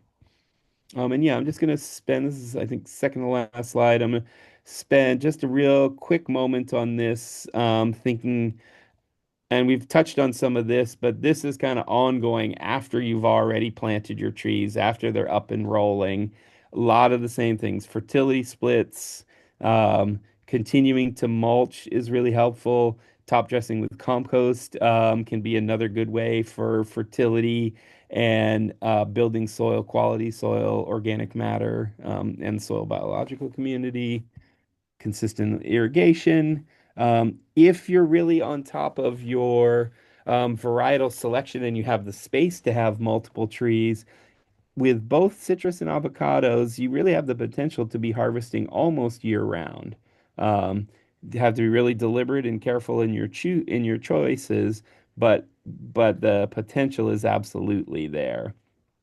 And then I touched just briefly on pruning already, but totally unlike deciduous trees like apples and pears and maybe plums, peaches, and such, where we're going to do winter pruning during the dormant season and then possibly also summer pruning during the active growth period to de-invigorize. Citrus, for the most part, we don't really prune. We kind of just let them do their own thing. There's a few exceptions to that. If you have damaged, broken branches and so forth, those you're always going to want to remove. You may want to do a little bit of pruning at the base to bring the what's sometimes referred to as the skirt or the lower canopy to bring that up a little bit. That we found that's actually, even though there's a little bit of fruit productivity loss, we found that's really helpful because we have a lot of rats, and rats really like that low canopy provides sort of like a safe harbor for them. And then they go in and damage the bark, sometimes actually eat the fruit right on the trees. Meyer lemons in particular, rats seem to be really excited about. We've also found when we bring the canopy up just a little bit, make it just a little bit more open from the base, it's a lot less hospitable environment for the rats. Um, you'll see in large scale citrus orchards, ultimately to contain the size, they will not on a regular basis, but on a very aperiodic basis, they'll come through and mechanically prune and almost like do like a box hedge, pruning the tops, pruning the sides to reopen the alleyways so that they can move equipment and, harvest equipment and so forth up and down the alleys to bring the height down slightly. That is generally something you're not going to need to do unless do start to really run up against space constraints in your environment, and your rows totally crowd your alleys between. But know also that if you prune citrus back, you are likely going to have some fruit productivity loss because a lot of the fruit is carried, the vast majority of the fruit is carried in the outer canopy. Where new fruit is produced on current season's growth, on new growth. Though eventually, by the time that fruit matures, that growth has aged also. But if we shear all that new growth back, then we're also going to lose a bunch of fruit temporarily. But sometimes that's just what's necessary. So in big blocks, they'll usually do something like prune one block, not the next, or prune alternating rows so that they don't go from heavy yields to no yields one year. But you will take a yield reduction, but still have some fruit to harvest each year if I only prune some of my blocks or I prune alternating rows. And then, yeah, as I mentioned with avocados, mostly we're doing some pruning to try to control size, selecting for relative weakness once I've got the initial architecture of the tree established. I mentioned most all of this stuff around frost protection, which was true early. And then, with the exception of things like frost blankets and lights and so forth, grow the canopy, provide irrigation, mulch the soil surface, all of those things are going to be useful strategies throughout the life cycle of your trees, no matter how old they are.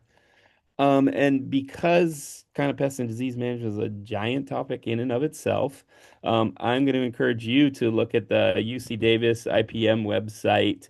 And I've on the next page, the research page, I've got links specifically to the citrus and the avocado pages. But there are a handful of diseases, pests and diseases that each experience. But I would say, by and large, even with organic techniques, they are highly manageable. At least in my experience, they have been. And the one thing that can be a really like kind of deal breaker or tree loss is the Phytophthora root rot, Phytophthora cinnamonii that the avocados get. That is really a result of damaging roots, excess moisture in the root system, not having enough wet to dry swing, so I can hopefully manage against that. and also bringing in diseased plant material or diseased soil, infected soil from other sites and so forth. So that's a very real concern, but also hopefully something that's totally manageable. And then last but not least, I just want to point out a few books, articles, videos. These are both the citrus production manual is something that's in print and is available through UC Ag and Natural Resources. It's got a lot of great information specifically on IPM and pest management, but also has a lot of great information on culture and care and orchard establishment.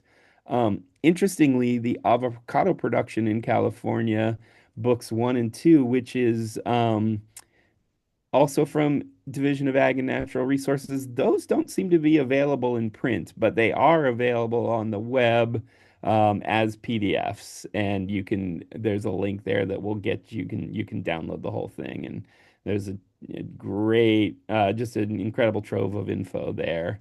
Kind of more on the home gardener scale, one of my colleagues, Orrin Martin, this citrus for year-round options. That's a brief article that Orrin wrote that's really gets into hows and whys of growing and varietal suggestions, some of which we talked about. And then this is Southern California grower John Shustra, who's one of the managers at Apricot Lane Farms, and they do a bunch of avocados as well. And this is just a really interesting article and short video, but really it's mostly the article interview with John about growing avocados, and that might be of interest for you. And then finally, the UC Riverside um, actually, this is also true. The citrus for citrus varieties, but I didn't put a link there. But UC Riverside Variety Collection. If you go to this website, there's tons and tons of great information about varieties, about cultural practices, about pest and disease management. So it's certainly something worth looking into. And then, yeah, finally, there's links to UC Davis citrus and avocado info on pest and disease management. So yeah, that's despite my technical difficulties, that was kind of what I was hoping to cover with y'all. Like maybe I'll stop screen sharing if I can figure out how to do that. That would be really fun. Here we go. Yeah, and we can see maybe if there's any questions and go from there. And thank you all for listening. I know that was probably a lot to throw at you. Hopefully you're able to digest some of it and maybe as you both use AI and the presentation that I'll share with you later, help generate some further thoughts for y'all. Yeah. Yeah, so Ellie, I don't know, did you are chat questions and such in the chat I might be able Yeah. to The chat was lively. Thank you everyone for contributing. I really appreciate it. Lots of good questions, anecdotes. People are trying things, having success. But I think, between me and Jeff, we answered some questions, but there's probably lots of remaining questions. So yeah, let's just open it up at this point. For anyone who has a question for Christoph, please just feel free to unmute yourself and ask it. You can raise your hand if you want to, or just feel free to ask it. I had a question that came up. Am I coming through? Yes. Okay, so this is not necessarily something you covered, but it's something that's very curious to me when it comes to fertility in relation to citrus. I find it very common. I'm in the Sonoma County area, and we find it very common to see a little bit of this chlorotic behavior certain times of the year. Is that indicative of just a seasonal behavior in the citrus, or is that indicative of some sort of nutrient deficiency or an intervention that's needed? So that's a great question, and my experience with that, and I see the same thing happening. My experience with that, and maybe you can share whether or not yours is kind of the same. We mostly see that in the winter and early spring, and it's not exactly an indication of nutrient deficiency, but more an indication of lack of nutrient availability nutrients present, assuming you've done good soil testing and have good information and the nutrients may well be there and you may still see that what is apparent chlorosis. And it's largely a function of the soil community, the bacteria and fungi, their activities really slowing down when soil temperatures are colder in the winter months. and thus you have less nutrient availability, less mineralization taking place. And then typically that will, assuming you have good amendments there to begin with and good soil testing information, typically that starts to resolve itself as to temperatures warm up in the spring. Um, you may you may some people think about trying to address that in the middle of the winter with some foliar feeding. And that actually can be really effective if you do like a dilute solution of fish and kelp, for example, in an organic setting. Citrus are pretty effective at uptaking nutrients through their foliage, and that can be a little bit more rapid means of addressing that problem. But usually it's something that I would say is largely self-correcting with the seasons. Um, if it's something that's happening midsummer and so forth, you may actually, then I would suggest going more towards like looking at your disease resources and trying to see if there's some, disease possibility, even something like citrus greening, which can impact both the fruit as well as the canopy appearance. Okay, thank you for shedding some light on that. I appreciate it. Great presentation, by the way. I'll cut you loose. Yeah, thank you.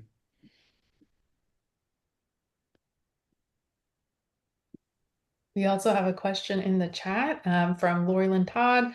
How much distance between tree and covering for frost blankets? That's a good question. I would say that depends in part on like how big your canopy is, and how practical it is to even cover. Um, Generally speaking, closer, tighter fit is going to be a good thing to really retain the sort of the heat that the trees themselves, the little bit of heat that the trees themselves can produce. Um, Generally speaking, closer is going to be better, but if you live in a really windy location, that can be a little bit problematic because like your frost blanket could be rubbing and moving back and forth on the canopy and actually causing some abrasion, some damage to your foliage. So then trying to, whether it's bamboo stakes, wire fencing or T-posts or something like that, trying to create a surrounding that's just a little bit bigger than the trees, but not right up against the canopy is probably a bit better way to go if you're dealing with a windier location.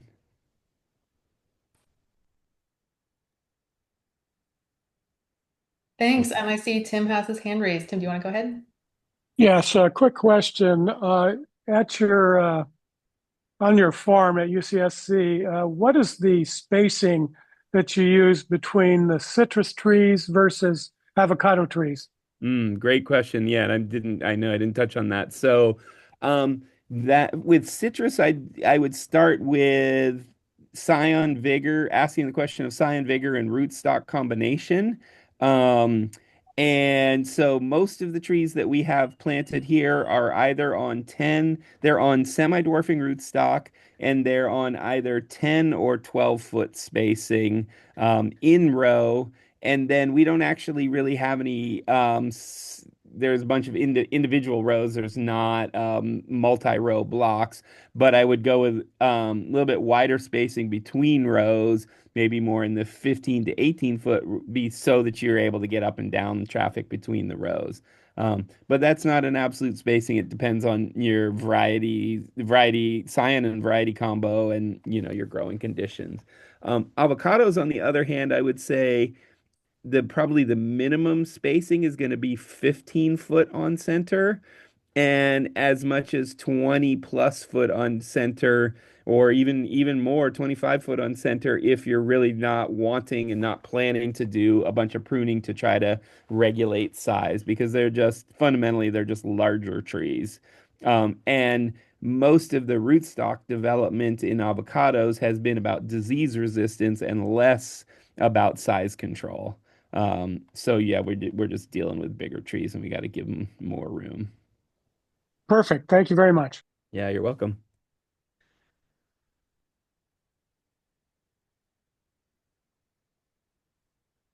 Anybody else?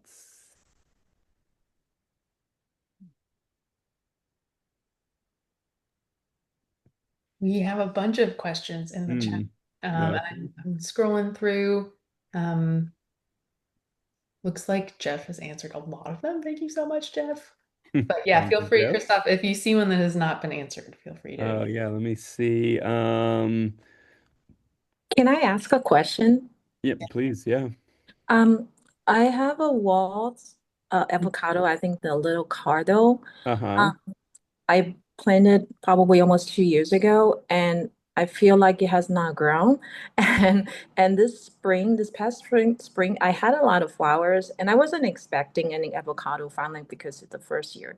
But I'm just a little concerned that it's doesn't have a lot of leaves, and I think I got more leaves in the spring, but in the summer, I think all the like the same amount of leaf fell. So I just feel like it's not growing and I'm concerned it's dying. I mean, it doesn't look like it's dying, but it just has not grown.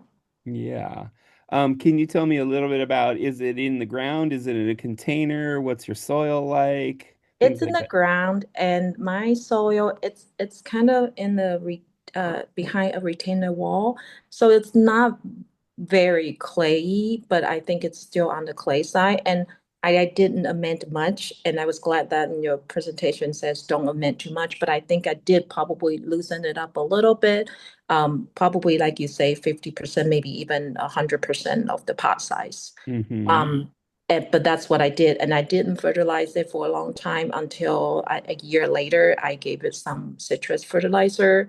And I water it, I would say once a week. And I even put like the water meter thing just to make sure I'm not Mm-hmm. killing it. But it's not really growing much. Another thing, one thing I could think of is because I had planted between two trees, but it's still got maybe a 10 feet space. Mm-hmm. Because I heard that, when the avocado is small, they don't want direct sun. It's too much for them. So I thought, okay, if I have some kind of shade from the tree, maybe that would be okay. But I don't know if that's too much shade. That's why they're not growing. Yeah, so kind of as I was talking about, like of either putting something to provide some shade when your canopy or when your trunk doesn't have very much canopy to protect the trunk. That can be really important, but once your trees are established, really, I would say the more sun, the better. Okay, But in your case, it sounds like there's not a huge canopy now. So you might think about going back, even at this later time, you might think about going back and painting the trunk white. okay, And then that way, it's still going to get full sun exposure, but it also, the trunk itself will have um, some protection. got it. I did say generally we think don't fertilize right away. However, as soon as you start to see new growth, once your trees are planted, then I would generally say coming in with some sort of top dressing fertilizer that's your irrigation system is gonna help work down into the root system is really helpful. Okay, Now going into winter, I probably wouldn't be thinking about fertilizing, but certainly by March, I would think about starting to try to fertilize and see if you can really foster strong new growth. And then throughout the summer months, while avocados have a fairly shallow root system and are somewhat thirsty plants, can be somewhat thirsty, they also need a little bit of a wet to dry swing. We don't want continuous moisture because that excludes oxygen from the root zone, and they really need some oxygen diffused down into the soil structure to for those roots to really be able to prosper. So watering, but allowing for a moderate wet to dry swing, and then mitigating against the root suffering by having a good mulch on the top of the soil can be really helpful. okay. Thank Yeah, you. and sometimes I will also say sometimes things, if they don't get off to a good start and they really languish, and after a couple years, you're like, okay, we just don't seem to be getting there. It may be in your best interest, and I'm not saying to give up yet, but at a certain point, I've definitely had trees before where I'm like, we're just not getting where we want to be, and so I think it's time to move on to a new tree, maybe a new location, but certainly a new tree. Um, a lot of people ask that specifically, not so much about avocados, but with citrus trees. my experience with citrus, oftentimes in the first year in our kind of moderate climate down here, I feel like our trees kind of don't really go anywhere for a full year after planting. They sort of just sit in kind of suspended animation, and then going into the second growing season is when they really start to take off. That is less the case with avocados, but that can definitely be the case with citrus. So, Okay, thank you. yeah. Christof, can you make a comment relative to the pH, or in other words, since you know you haven't spoken about that, but sometimes Mm. that's very important. Oh, I'm glad you asked. Yeah, that's another note to self for, for future reference. Um, so yeah, avocados specifically seem to like a just slightly acidic soil, somewhere in the order of 6 to 6.5. So 6.5 is pretty close to neutral. Really only slightly acidic. But they do benefit from slightly acidic soil. And then, yeah, citrus, in my experience, they also kind of really do best in that near neutral zone. I've never seen citrus prosper in a highly alkaline or a highly acidic soil environment. Seem to really be happiest in the near neutral range. Thank you. Yeah. I would just add, Yuju, if you have a picture, you might be able to throw it in the chat if you have a picture of your tree. Mm. Sometimes that tells a whole lot. Yeah. And especially if you had not done any kind of sunburn protection before, I would look at your branches to see if you have any brown hardened areas, because sometimes you get some bad sunburn early on, and that can really limit a tree's vigor. I mean, Wirtz Little Cotto is already not a very vigorous avocado variety, and just that's another thought if you already have some sunburn damage, something to look for. Yeah, Okay. Jeffrey, thank you for saying that because yeah, that sunburn damage, if you get that, that ultimately then translates into vascular constriction, vascular confinement, and that nutrient flow, moisture flow in the tree gets restricted, and then that yeah slows them way down and will keep them slowed down. And Okay. that's where sometimes tree replacement might be the case. Sometimes maybe if you see that further out on the branches, but you prune those branches back then and you protect them, then maybe you get new growth that can overcome some damage as well. Okay. I don't think I have a picture right now, but I'll do what you guys suggested, and hopefully it'll look better. Nice. Sure, and I'll put my email in the chat, and you can always shoot. Anyone can shoot follow-up stuff to me as well. And if I can't figure it out, I'll ask the smart people on the call here. That'd be great. Thank you. Yeah, And I want to I, make, oh, go ahead. sorry, real quick. I just want to make a quick plug for the UC Master Gardeners info desk. So wherever you're located, feel free at any point to reach out to your local UC Master Gardeners. We have the info desks where in your county where you can email them, call them, come in, bring samples, and they'll help you kind of troubleshoot issues that you might be having with backyard garden situations. Yeah. So just want to put a quick shout out for that. Okay, go ahead, Peter. That's true. They're amazing, actually. Um, I do want to comment on a sunburn. At least my little orchard here in Yountville, I've lost more trees, all kinds, avocados, stone fruits, as well as citruses from sunburn than any other disease. And so people need to be very aware for that, as far as I'm concerned, certainly in citrus, well, more so in avocado trees. Yeah, and it's really kind of a it's sort of like whatever you want to call it, double-edged sword thing. We want the sun, we need the sun. That's going to help grow the tree, grow the canopy, but we also it can be too much of a good thing, and especially with young trees. And so yeah, trying to find that balance of maximizing sunlight while at the same time providing some protection, especially when they're younger and more vulnerable, is really, really important. Yeah. Did anybody have throw a question in the chat that we didn't cover? Because I know like Jeffrey was replying to a bunch of things and so forth, but I wasn't really able to sort of keep up with the chat here. So if anybody did put something in the chat and you feel like we didn't get to it, we have a couple more minutes, and I'd love to try to try to address your questions as well. I see one that hasn't been answered from Richard. For an avocado that has been left in the pot for too long, so that roots have grown down into the ground, what would be the best time of year to move it and dig up the roots? Would that be like midwinter? I would say, yeah, late winter, early spring, right when the kind of biggest, strongest flush of new growth is likely to be happening. Um, you know, you're gonna have to cut and sever some roots to get that out of there, but maybe you feel like you still have enough of a root ball in the container that that's not a problem. Or if you feel like in severing the roots that are in ground, if you feel like that has really compromised the root and shoot balance, then you might consider actually doing some pruning at transplant time or at the time you're trying to move it, so as to give you a little bit more a little better balance of root and shoot.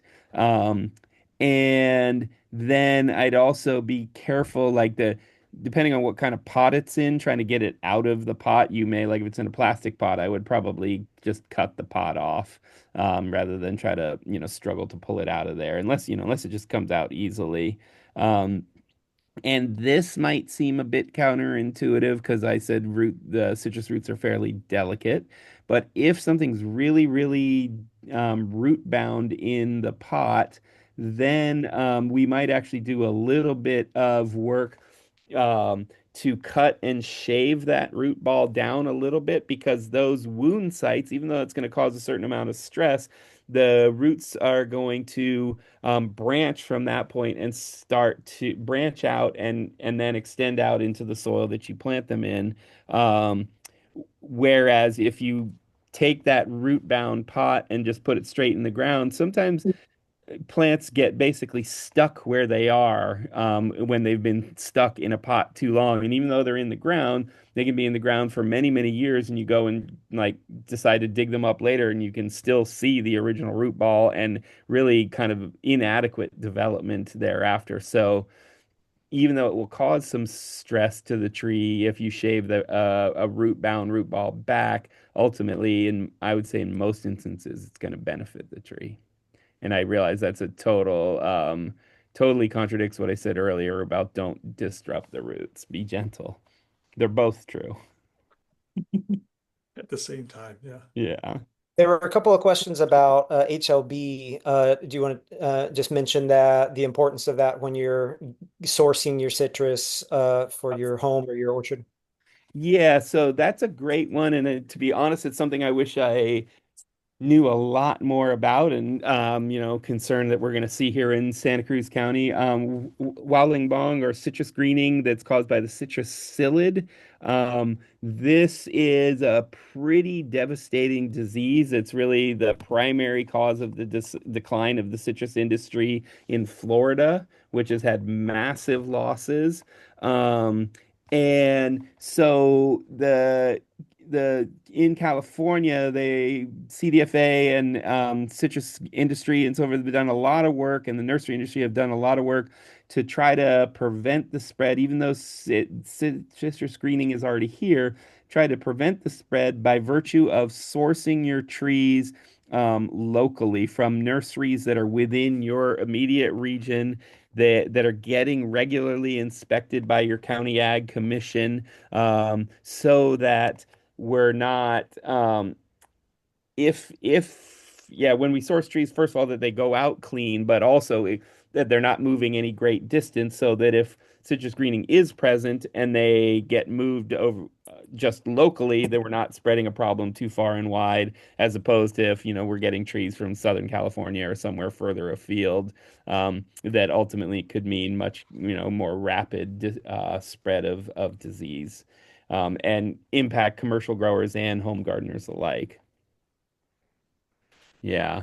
And the same is true. I think I did see something in the chat around the citrus clonal protection program and such. General though it is entirely possible to propagate citrus trees from cuttings and from budwood and so forth. If you want to be really responsible about protecting the citrus industry and citrus crops in your region, then trying to source your plant material from the citrus clonal protection program that's I think is also UC Riverside, if I remember correctly. That can be a really good way to go, and because they're only going to be distributing Check totally clean because material. Carol, did you have a question or comment? no, no, thank you. Okay. Yeah. I scrolled pretty far up and I don't want to lose this question from Carla. Just to be sure I understood correctly, if I plant an A-type avocado tree, I don't need to plant two trees in the Santa Rosa area. And sorry, in the Santa Rosa area, I would say you're about 85% likely to have strong success. I don't know where I got exactly the 85 number, but you have a strong degree of success potential. I think your climate pattern, your weather cycles, and so forth are such that A types are still going to be quite successful without a B type for cross-pollination because there's enough of that sort of bloom overlap, bloom extension happening naturally that's influenced by your climate. So yes, I can't guarantee it, but I do think you'll be just fine if you only have room for one tree. And yeah, and most of the varieties that I feel like are really our best varieties are A types anyway. So yeah, thanks for finding that one. With insects like scale, will they inhibit the ripening process? So that's a great question too. My experience with scale is not so much that they'll inhibit the ripening process directly, but that they weaken the vigor of the trees overall. A small amount of scale is really not that problematic, but if you start to see really substantial scale population in your trees, they are rasping, sucking insects that are essentially grinding their way into the vascular system and then drawing upon the plant sugars, the plant saps, for their benefit. And then ultimately the ants are benefiting from that too. And so, yeah, tree weakening can then just slow ripening can reduce fruit size, generally decrease the vigor of the tree overall. Another thing that can happen if you start to develop more substantial scale populations, even with the sort of the harvesting, quote unquote, of the honeydew that the or the sugar water that the ants come along for, a large population of scale has so much excrement, for lack of a better term, that's coming off of them that starts to drip down on the adjacent proximal foliage. And then that becomes a site for fungal colonization. So you'll then see like what looks like sort of black sooty mold on your leaf canopy where that sugar water is dripping. And then on those leaves, you're not having any photosynthesis happening, and that's just, sort of compounding the weakening process overall. Yeah, Um, totally. yeah, so I would say it's sort of indirect impact and definitely something we want to try to manage against for sure. And is this requires, kind of digging around, looking in your canopy pretty consistently. But if you look consistently, typically you can also intervene early, just, and scale. If you blast them early with a hose, you can usually blast them right off of the stems of your plant. Some people will use rubbing alcohol can work. Safer soap can work as well, but really only on the younger, early instar stages. Once they become more of an armored scale, safer soap doesn't really seem to have any impact. So early, consistent monitoring and early intervention is going to be your friend. Okay. And what about for heavy infestation? Just like, Yeah, with a heavier infestation, I would probably think about from an organic perspective, I would probably think about repeated applications of or repeat coming through with a hose, like with a kind of strong spray nozzle on it, coming through repeatedly, blasting again and again, once or twice a week until you feel like you've really reduced the population. They're not so mobile, so they're not going to crawl back up into the tree as long as you can Hmm. kind of blast them out of the tree.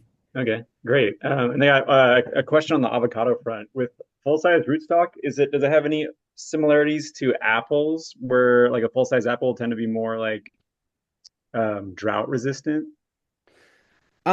Bigger tree, bigger root system for sure. Yes. And so therefore a bit more drought resistant, but also bigger tree overall means there's more canopy to support and more water needs. So that those maybe work a little bit against one another. You have a little bit more natural drought resistance, but you also have a tree that's asking for more resources. Yeah. Um, but one thing I'll say, big trees and a good healthy avocado tree with a solid canopy, they do a pretty nice job. Obviously there's a lot of impact and respiration, transpiration happening with the sun on the canopy, but the soil itself for both citrus and avocados typically is pretty well protected. Once you have a more mature tree, that evergreen canopy does a pretty nice job of shading the soil, and the avocados in particular drop a lot of leaves directly under them to help the kind of self-mulch. The citrus don't do that as much, but the avocados do a pretty nice job of self-mulching. As you get more mature, Hmm. your constant mulching might be a little bit less required, less beneficial, or less needed anyway. One more question on the avocados. For pruning size, which how much what dimension of wood are you usually cutting if you're cutting to reduce canopy? Um, so it really depends on how big and how vigorous the trees are. If they're younger trees, the diameter of the trunks you might be pruning might only be an inch to a couple of inches in diameter. If you've got a really, really large tree and you're wanting to bring the size down, then you may actually be cutting much, much bigger branches to cut to kind of lower, a little bit weaker, a little bit more spreading branches that when I'm trying to make a more significant size reduction for a already very large tree. Hopefully Great. that makes sense. Thanks so much. The presentation was really wealth of knowledge. Appreciate it. Awesome. You're welcome for sure.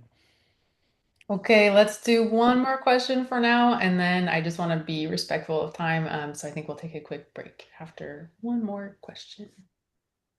There's a question in the chat about it looks like Jeff maybe already answered this about fruit drop. Let's see what does it say. Fruit, 2-year-old tree, 3-year-old surprised with lots of flowers, spring, but dropped fruit. All the fruitlets. Yeah, I agree with Jeff on the cool and wind can be problematic. And could cause complete fruit drop. But as Jeff said too, and I think I might have mentioned earlier, avocados produce absolute immense quantities of flowers, and then actually, even with really good pollination, they end up dropping most of the fruit. Um, and then only retaining several hundred plus trees depending or fruit per tree depending on the size of your tree. So some fruit drop is totally normal. Losing all of your fruit can definitely be environmentally induced sort of abiotic problems where it's severe winds, severe cold right after fruit set. Those kinds of things can cause more, the fruit that would normally be retained to also drop, and even drought stress too. If you had experienced a really dry period, either due to lack of irrigation or lack of our increasingly less consistent rainfall patterns. Yeah. Awesome, really thorough, helpful answers. Thank you so much, both of you, Christoph and Jeff. I appreciate it. Let's just take a 5-minute break and get up and stretch and take a moment, and then we'll come back for our grower panel. And And everybody, I just want to, say thank you so much for your attention and sticking with this and all your questions. I'm going to stick around for the beginning of the grower panel, but I actually have to go to I got to leave at about 3:45 to go to a doctor's appointment. So I'm going to cut out just a little bit early. But, and when I do so, I'll just disappear. But yeah, thanks y'all so much. Very much appreciate it. thanks. Okay, see you all in 5 minutes. Okay, as folks are coming back, I thought I'd just take a quick moment to share my screen and just show everyone real quick what the UC IPM website looks like. And I'm just going to use citrus as an example. So if you go to the agriculture section, there's this long list of awesome information all about citrus on the UC IPM website. And it includes things, starting off just, what does your year-round program look like?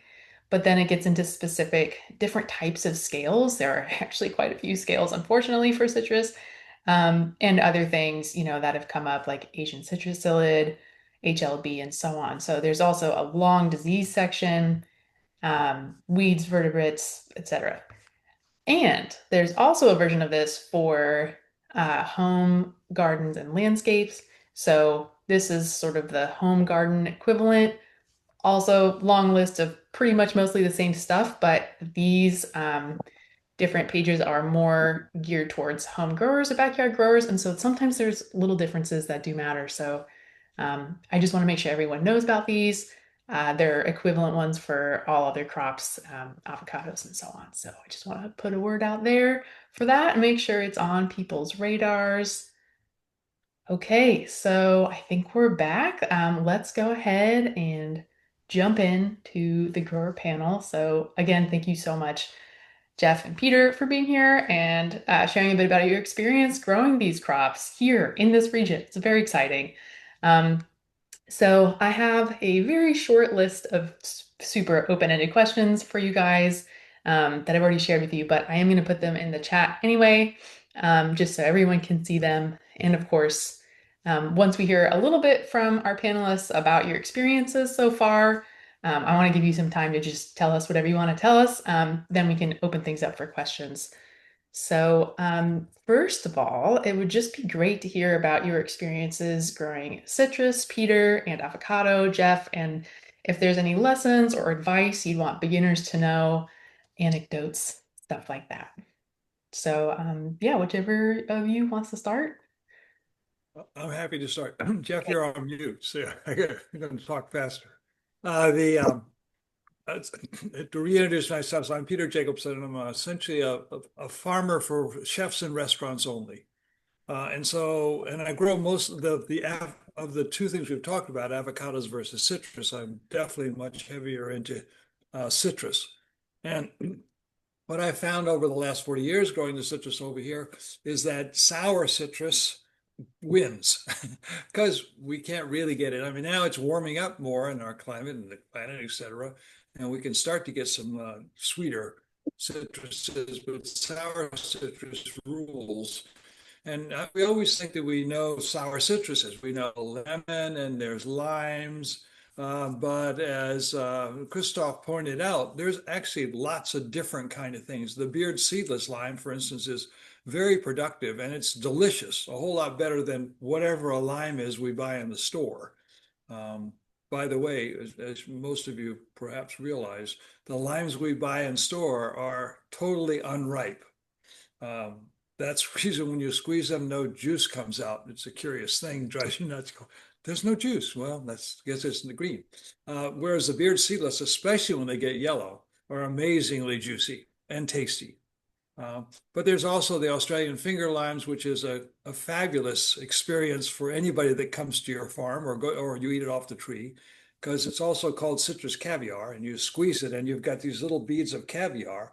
I usually tell people to sort of, I had the citrus, I've cut it in half, the beads are coming out of it, like literally little caviar. I say, let me give you a bump. And then if they do this, that they are clueless. But if they do this, they've been chefs and they're in bad trouble. So anyways, put it on the thing and then they go ahead and lick it off. And so it's a fun thing to do. but I think that some of those sour citruses are amazing and it's worthwhile. Christoph also mentioned the Rangpur lime.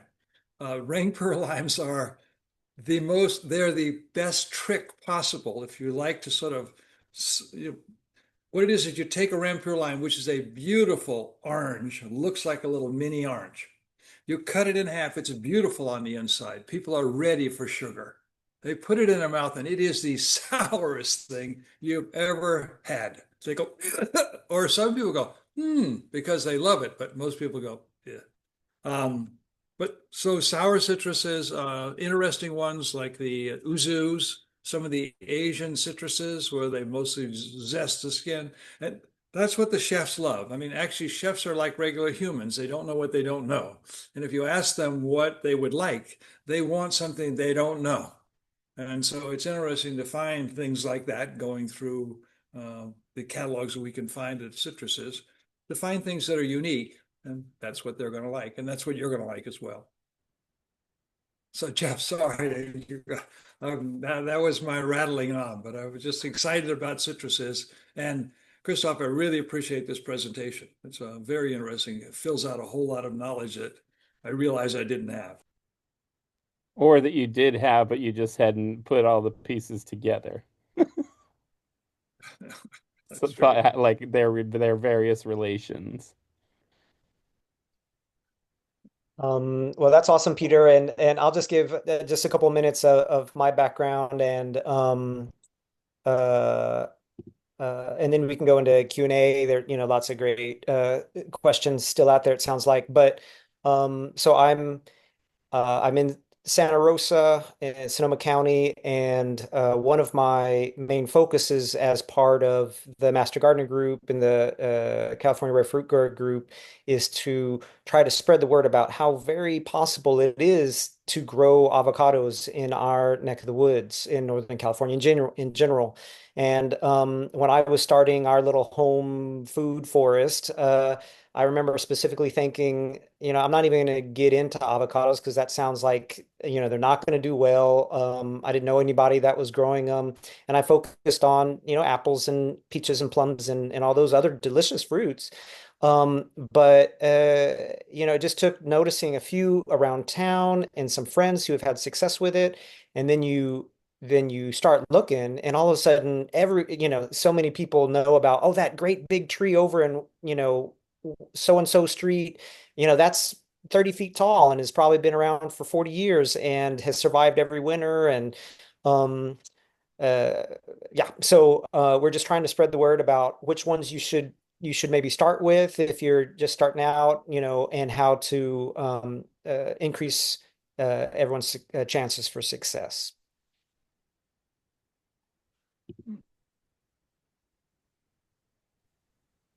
Awesome. So, Thank you. yeah. So yeah, we can go ahead and open it up.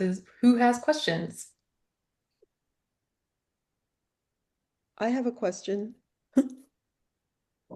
Hi, Jenny. Hi. This is not a question about avocados. It's a question, well, it's more of a question about citrus for perhaps Peter. I'm very interested in knowing the kinds of, with the new citrus that you say, I can believe that people are very interested in. What are the uses and recipes that are kind of driving the need for the new citrus and what to do with it? Thank you.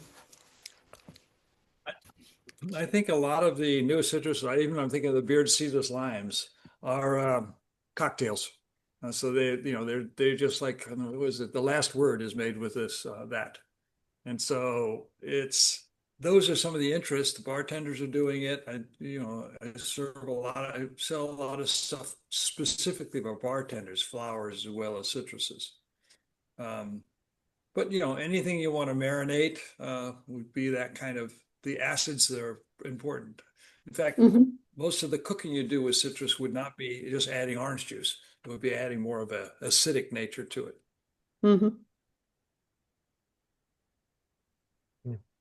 Are you familiar with the book, The Land of Citrus? The Land Where the Lemon Trees Grow? There's a book about citrus in Italy, and it's pretty fascinating about the regions have basically cultivated different types of citrus all over the country, and then the region becomes known for that variety. So, You know, it's no, I'll look it up. Actually, it sounds like an interesting read. Jenny, could you put the title and the author if you remember yeah, in the chat? I will try to get the exact title. Yeah, I will. It's a wonderful book, and it tells a beautiful story about somebody traveling through Italy who goes to Italy regularly, who has lived there, and then wrote this book just about the citrus in Italy, and it was amazing, really. I will look for that title and put it in the chat. Thank you. Okay. Thank you. Actually, that reminds me, I think we've got so many people here. We've got an amazing number of resources, I'm certain. And I noticed somebody was already talking about epicenter avocado. I know that Ellie, of course, was talking, and others have talked, and Jeffrey as well, about the amazing resources available through the UC Master Gardeners group. But also, I don't think many of you would have already gone to Four Winds Nursery. And so for me, that's one of the places to find some citruses. But Christof, you probably also have sort of different, locations that just got good, have service and have qualified citrus trees. Or yeah, you're comfortable suggesting any that online are available in Northern California? Yeah, well, so Four Winds is definitely would be my first go-to. And in fact, even if you can't, well, they're a wholesale nursery down here. They used to actually be, um, well, they've had growing areas in a couple of areas, but most of their production is now concentrated down in Watsonville, just south of us here.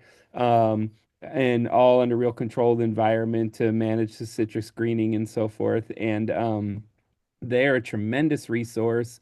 Um, any retail nursery in your region should be able to order from them. They really mostly only sell wholesale direct to, well, actually, that's not true. A- For many, many years, they were principally a wholesale nursery selling direct to nurseries, and then to the landscape trade and so forth. But now, and really kind of as one of many outcomes of the COVID era, they developed a mail order program. And so you can get not large trees, but you can get really high quality smaller trees mail ordered, and they work with county ag inspectors for for uh, healthy tree inspection, and I'm pretty certain they're able to ship fairly far and wide. And yeah, if you look at their website, they've got a tremendous amount. They grow all kinds of trees, but citrus is their specialty, and they grow a number of avocados as well. And yeah, they're a tremendous nursery, really great operation, kind of multi-generational family operation. And so I highly recommend them. Freddie and Ellen at Epicenter Nursery, they just do avocados and they do fairly small scale production, but they have all kinds of really beautiful, unique varieties that you're not going to find anywhere else, or at least that I don't know anybody else who supplies them. And they're tremendously knowledgeable growers of many crops, but citrus and avocados both. In fact, I just went to a avocado talk that Freddie and Ellen gave, and a little bit of the slide content that you saw here was stuff that I acquired, shall we say, from them. They gave me their slideshow, and I said, "Yeah, go to town." But anyway, so those are two that I highly recommend. There's another grower down in the Watsonville Gilroy area that I've gotten a lot of high quality trees from before called Menlo Growers.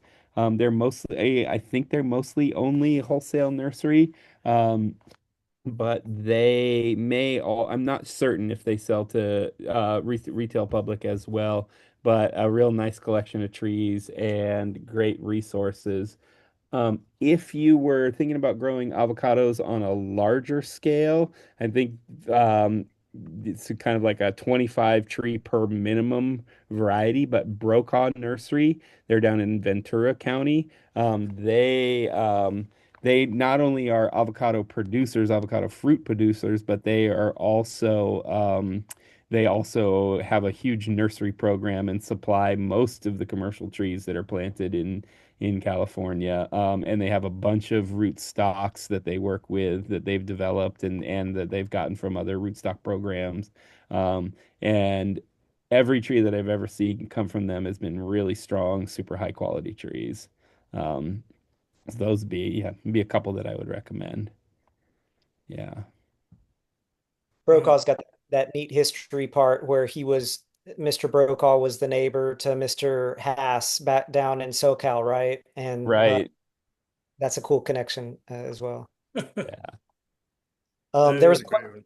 there's a question, Peter and Christoph, from Richard about a Eureka lemon, I believe it was, that he planted 15 years ago and it hasn't flowered. No, excuse me, a Lisbon lemon and it hasn't flowered in all those 15 years, and wondering if it's maybe that if the top died and it's growing from a seedling rootstock or something. And my thought was after 15 years, no flowers, unfortunately, it's time for a new tree maybe in a different spot.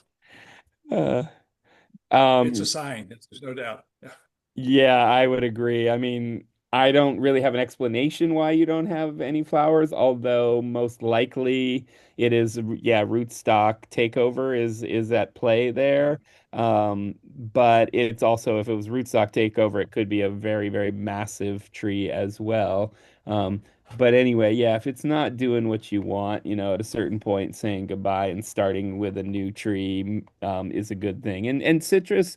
Some people have good success replanting citrus in the same holes, and I've planted some bigger blocks of trees, and had some failure, and then put new trees in the same spot and had really good results. And then I've also put new trees in the same spot and not had good results, which makes me wonder do I have a soil specific, like, sort of micro regional soil specific problem that I'm not able to diagnose?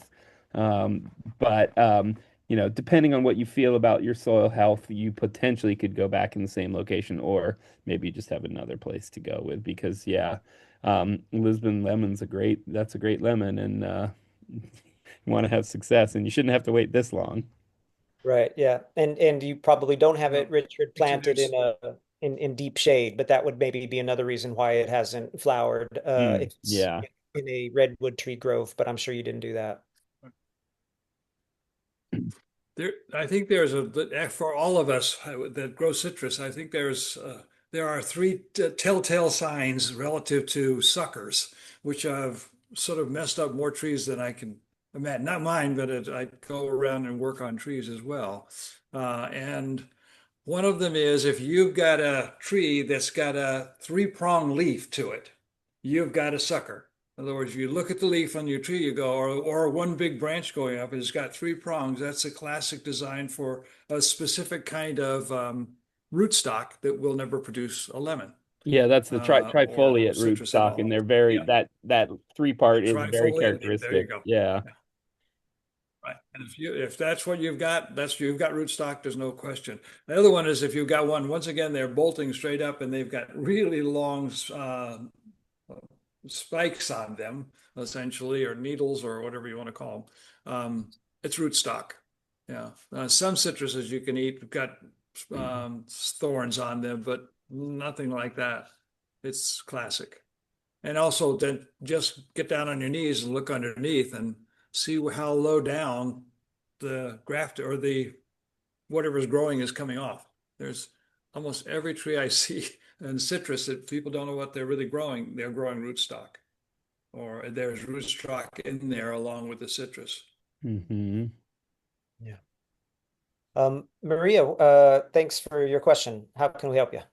So far, I've really enjoyed this presentation. Thank you for all of the information. My mother has, in her home, she has a avocado tree that she's had for many years. It came with the house. So we have no idea what kind it is. So my husband and I have been trying to graft it because we want to continue. It seems like it's kind of, I don't know. It seems like it's been there for a long time and we're worried it may not make it much longer.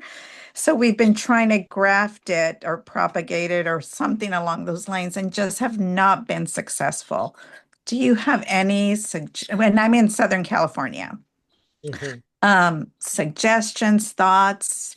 What could we be? I've YouTubed, I've, done lots of research, but nothing seems to work for us. Mm. Well, I can understand the emotional tie to a tree that's been in the family, and you want to keep it, and hopefully it also produces good fruit, and you'd like to keep that going too. There's two main ways to take a sample of a tree and to graft it. You can take a sample of your tree and graft it onto another mature tree, or you can graft it onto a seedling. Maybe a seed from a tree that a seed from an avocado that you ate, and then you either start it in water or you start it in potting soil, and you get a shoot coming up. What have you tried? Have you tried grafting it onto mature or seedlings, or both? So we have, I don't know if you can see me. I thought I turned video on, but I don't know if Gotcha. it's on. Yes. Okay. So I have done, we have planted the seeds from the same tree. So the avocados, and we've grown them. I don't know. Some of them have been maybe months old. We've tried one that has been like a year old. Um, and then we tried getting seedlings from other avocados, thinking maybe they can't be with the same avocado. I don't know. You know what I'm trying to say? That doesn't matter. Okay. That's good to know. And we've tried both the kind of grafting where you kind of go from the top in and then also from the side. Yeah, but nothing has worked for us. So I don't know if, it sounds like we're clearly doing something wrong or not doing something that we may need to be doing. Sure. Because we've tried many, many times. Yeah. Have you reached out to your local California rare fruit grower or master gardener group in SoCal? And I sent an email, I forget a bit ago to the group, but I don't remember if it was Southern Cal or who responded, but I think somebody responded and just kind of gave me suggestions about timeline of when to do it, but even that didn't Didn't help. prove successful now. Yeah, in Northern California, we have the California Red Fruit Growers has a Scion Exchange where we're mostly doing temperate fruit trees like apples, pears, peaches, where they'll have a live grafting demonstration, and you can even buy or bring rootstock, and they'll graft for you. And Really? I wouldn't be surprised if, and I don't know if John Valenzuela, if you're still on the call, or if anyone knows if in Southern Cal, during the grafting, during the sign exchanges down there, if they might also be able to graft some avocados. But basically, so that would be one thing. I would look at your California red fruit growers in your area. And then, a couple of the main tips, and I know not everyone's grafting on this call, so we won't go into too much detail, but the idea is you got to really line up the layers between the seedling rootstock and the what we call the budwood or the scion, so that the inner layer, that cambium, is just really lined up well. Because that's where the two different trees are going to communicate and start to grow. So one is lining it up, two is keeping it really moist and not letting it desiccate. Because if you let the graft desiccate, dry out, it's sort of like trying to do an emergency finger. I guess I'm thinking like a doc or something, but you got to have the blood flow there. You got to be able to make sure that that is maintained. And then characteristics of the scion that you're collecting. It's nice for there to be buds present that look like they want to, start growing but aren't too far along. So there is kind of a sweet spot if you want to have maximal success.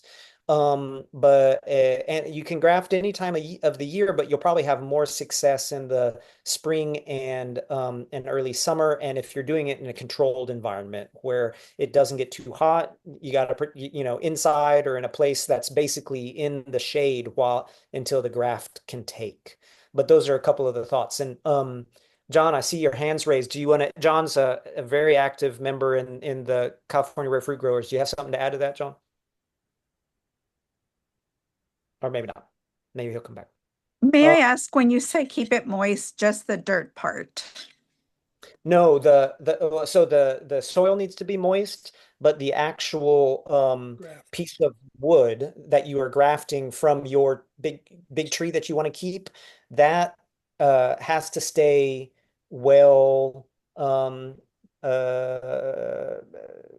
moist, or I'm blanking on the word, but basically you either wrap it with parafilm so that it doesn't desiccate, or some folks won't wrap it with parafilm and they'll just cover it with a little baggie that you can spray inside to keep a moist environment. Okay. Because if that or the graft union dries out, then there goes that one. Could I I'm put a back. pl Hey, John, I'm anything? Hey, sorry, could I put a plastic bottle? Uh, Excuse me, could I put a plastic bottle over it? You can if it's inside. You'd be it'd be risky to do that, and the sun is baking it. All of a sudden, you have a greenhouse. Okay. And it will Okay. overheat and not do well. Over. Okay. Thank you so much. so I'll Sure, make a John. few. Sure. Can you all hear me? Yeah. Yes. Okay, great. Yes. A few comments would be, yes, indeed, seek out your local chapter of the California Rare Fruit Growers. There's 22 chapters throughout the state of California. So depending on which area you're on, just join a local chapter, go to a local event like a sign exchange, but they'll have specific events for avocado propagation and other subtropical greenwood propagation. And I think you want to sit down next to somebody and really hone your handwork, because aligning that bark properly is essential. And then there's all the other variables that we've been talking about that you want to optimize. So sitting down with some folks who are successful at doing it in your local area, I think is really your best bet. And all these things everybody's talking about, you want to make notes of and just have your checklist and just make sure you're optimizing as many things as possible. But yeah, I think that local knowledge and experience will be very helpful for you. Thank you Thanks. very much. Thank you so much. Sure. Good luck. Thanks.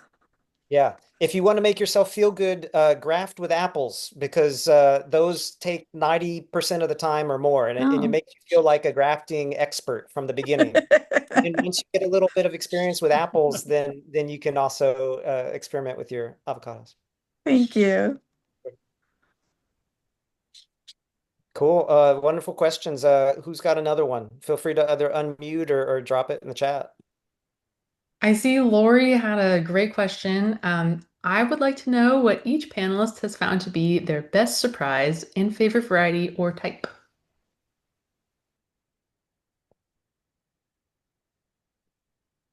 Might Sure. actually be kind of a hard question.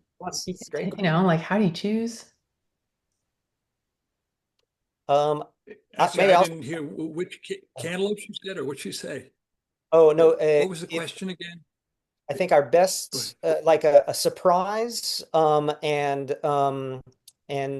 well, you rephrase it, Ellie, to make sure I get it right. Sure, no problem. Okay. So she says, I would like to know what each panelist has found to be their best surprise and favorite variety or type. Thank you. Go ahead, Jeff. Okay, sure. So I'll bring up something that just happened last night. Actually, I was I put out feelers to get local backyard growers who are growing avocados to connect with me so we can find out who's growing what where. And someone had just a lovely story down or in Petaluma. She has this big tree that was there before she got there. We don't know the varietal. She sent pictures. I don't recognize it, and a friend of mine didn't either. So it might be a new variety, and it fruits, it's been there winter after winter, probably 30 or more years. And so it can take the weather. It fruits for her from like late spring or early summer all the way into the fall, which is a weird time for a Mexican variety to fruit. The Mexican varieties are the ones that tend to be more cold hardy. It does sound like a Mexican variety because you can crinkle the leaf and it smells kind of anise or anise scented. And so that's cool because a lot of the Mexican types that we can grow well in Sonoma County and North Bay, the really cold hardy ones tend to fruit kind of early in the year, and then you have a big chunk of the summer where nothing's fruiting. But hers, it sounds like it does. So that's cool for people who are trying to get year-round growing in cold places. And she just had a great story with it where her dog has this great ability to smell and find the avocados that have fallen under the leaves and stuff, and then brings them to her one at a time and waits for her to say, oh, it's overripe, you can have it, or no, this is a good one and I'll keep it. And it's just this awesome story. And the dog's name is Gertie, and I think she's going to name it, Gertie's Avocado. And I just love the one, the ability to grow our own avocados in NorCal. Two, though, the great, just the richness of local stories. It's not just something that we bought at a big box store. It's something that's got some real cool history to it. And now, yeah, and now potentially this is going to be an avocado that we can take some cuttings of and share amongst other NorCal growers, and it will, propagate its legacy too.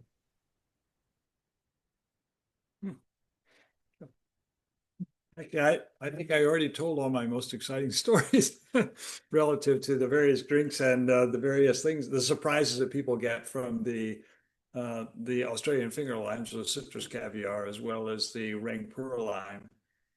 But I think that I'm just always amazed at the diversity of citrus. I mean, I've got another one. I can't really say the Japanese name of it, but it means the summer orange, and because it takes all that much time to get ripe from the previous year. But it's a very large orange, but it's got a very thick peel to it. So the orange in the middle is smaller, a little bit like a pomelo, and they say if you read about it with the Japanese, and it's very sippant. Oh, actually, speaking of sippant, that's another great one. This one's very sippant, and so the Japanese eat it when they cut it and they put sugar on it. Then they eat it. So that's the way they get the sugar. The other one that's a great one is called a sweet lime, or Palestinian sweet lime, and it's citrus tofu. So essentially, when you get this beautiful looking orange and you cut it, you taste it, and you just like drank water. But it's supposed to be, but the skin, the aroma of this flesh or the skin, the citrus oils is just beautiful. I mean, it's just ethereal. You just go, what is that? And it just sort of goes past your brain and through your nose. So those are the kind of excitement I get around citruses because of the diversity of them we don't even know about that exist.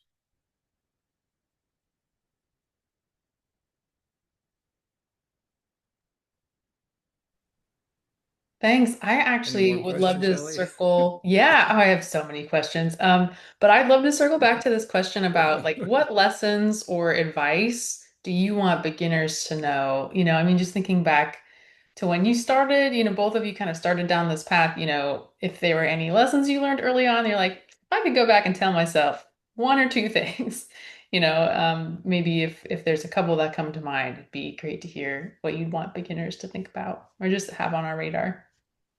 Yeah.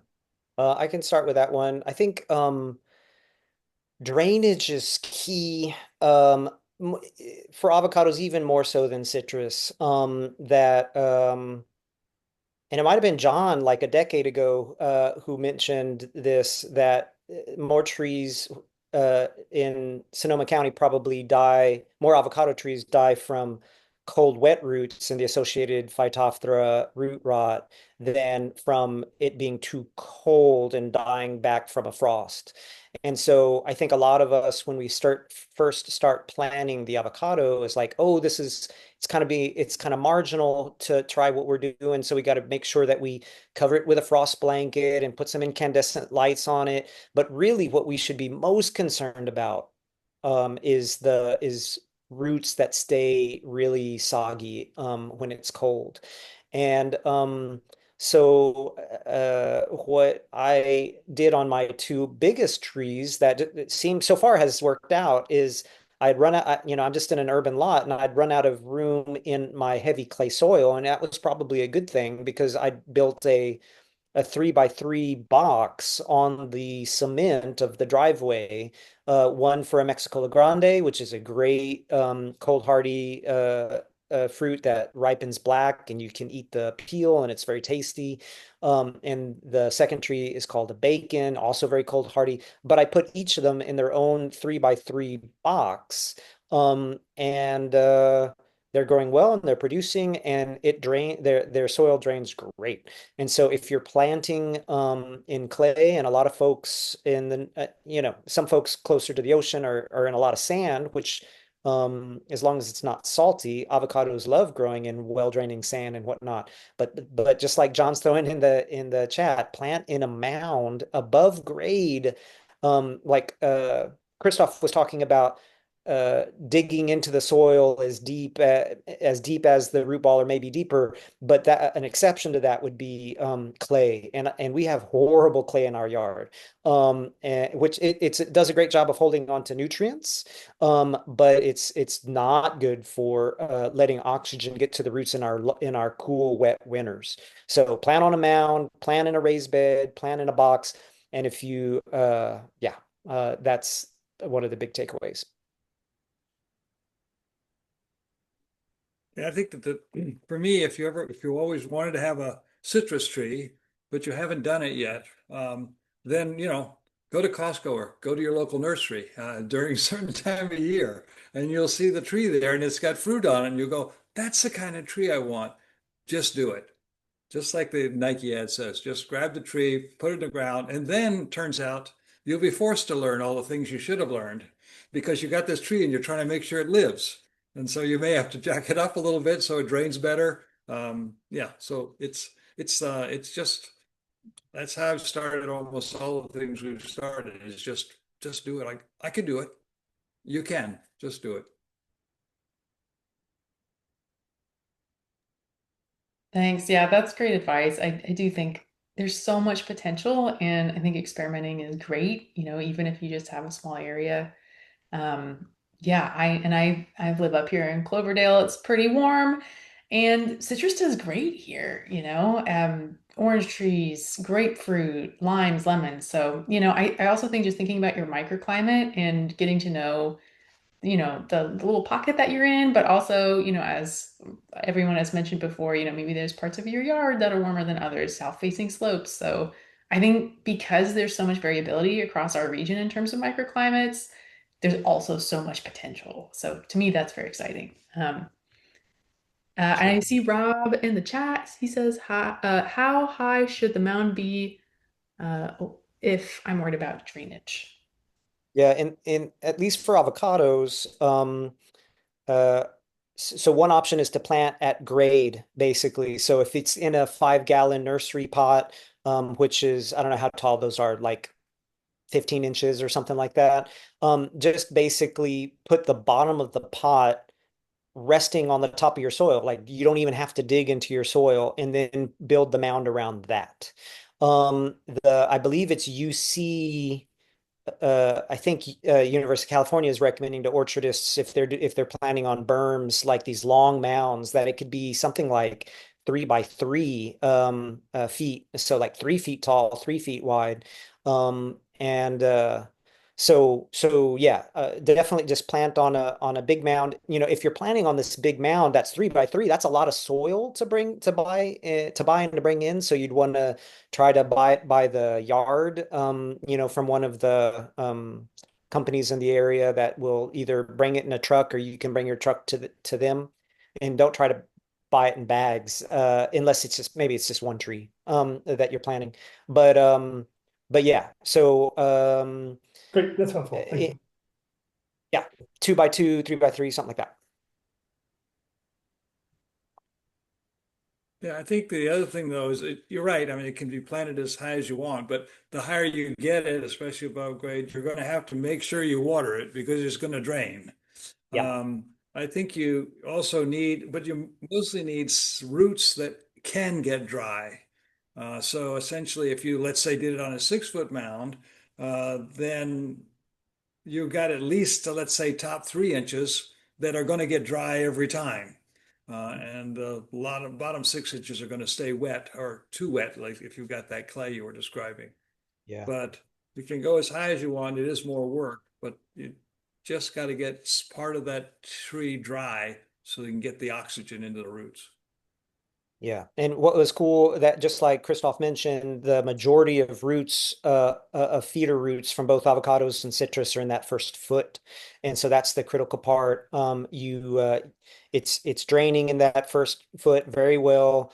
And then you let, especially with avocados, you let all those leaves that fall stay because not, one of the best ways, and I'm sure it's mentioned in the IPM site that Ellie put the link for, is that one of the ways to help prevent the root rot, the Phytophthora root rot, is by letting the leaf mulch stay or by mulching with things like alfalfa or wood chips. Even some you see research looking into gypsum and humic acid. But you want to have a lot of organic matter on top of the soil to help prevent the root rot around it. It keeps it's weird because it's keeping the surface roots moist, but you're like, wait, too much moisture promotes root rot, but it has something to do with its ability to prevent the Phytophthora from traveling. It disrupts the travel cycle into the root ball or something. And so that's the way to go. Yeah, and I'll just add briefly to that because I think it's interesting and important.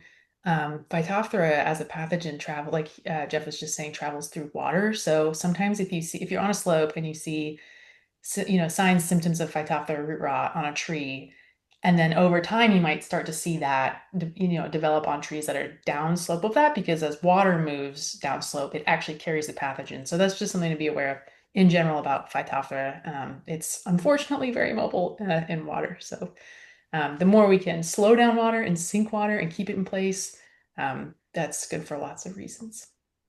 Okay, that's all I wanted to say about that. Excellent. Yeah, I realize it's 4, and we do have more time if we want, but Peter and Jeff, is there anything else you'd like to say? Any other questions for folks? I do also, before people leave, I have a survey. It's very short, I promise. Super short evaluation survey. I am going to put it in the chat because I see some people are starting to leave. I have plenty of time and can hang out as long as you guys want. But I am going to put that survey in the chat. And if you could please fill it out. It's anonymous. It's just a quick little feedback form about this webinar. That would be awesome. Yeah, any more questions or things that people that our panelists want to make sure we talk about? I'll just say that I'm not quite sure what this is going to be yet, but I'm starting this Sonoma County Garden Avocado project where folks who are in the county and around the county who are growing avocados want to sort of spread the word for how possible it is and how to do it well. So I'll throw my email in there again if you want to stay in the loop. And I recommend everybody to check out the NorCal Backyard Avocado group on Facebook if you do Facebook, because they post every day and they have some people who are real experts in their experience with grafting and growing in NorCal. And so, yeah, thank you, Ellie, for putting this together and for letting us be a part of it.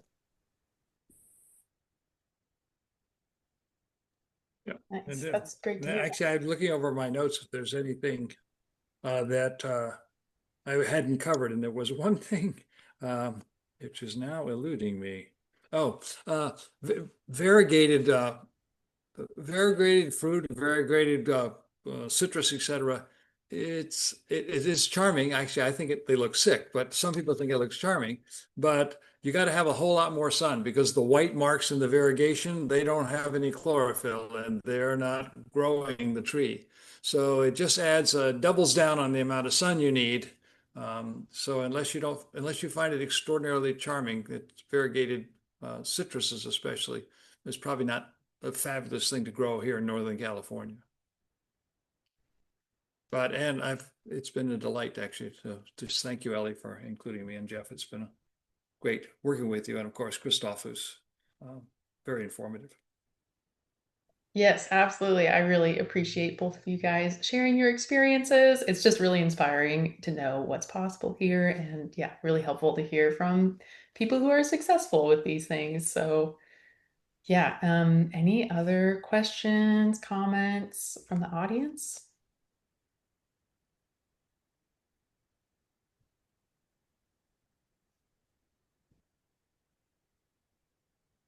Any other comments from people who also have experience growing citrus and avocado? I'm side-eyeing John Valenzuela right now because I know he's in the audience and has a lot of experience. Yeah. Hey there. Hello.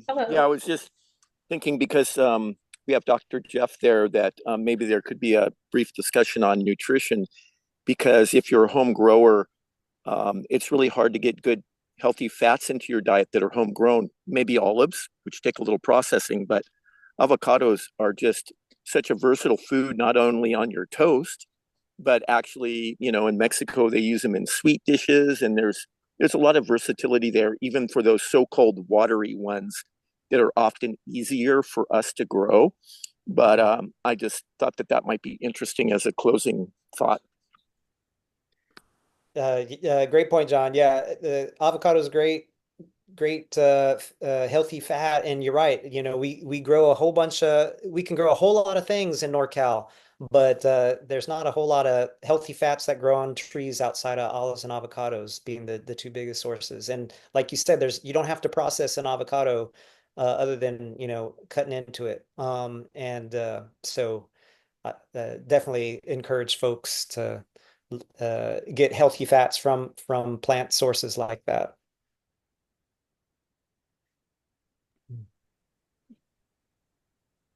Great points.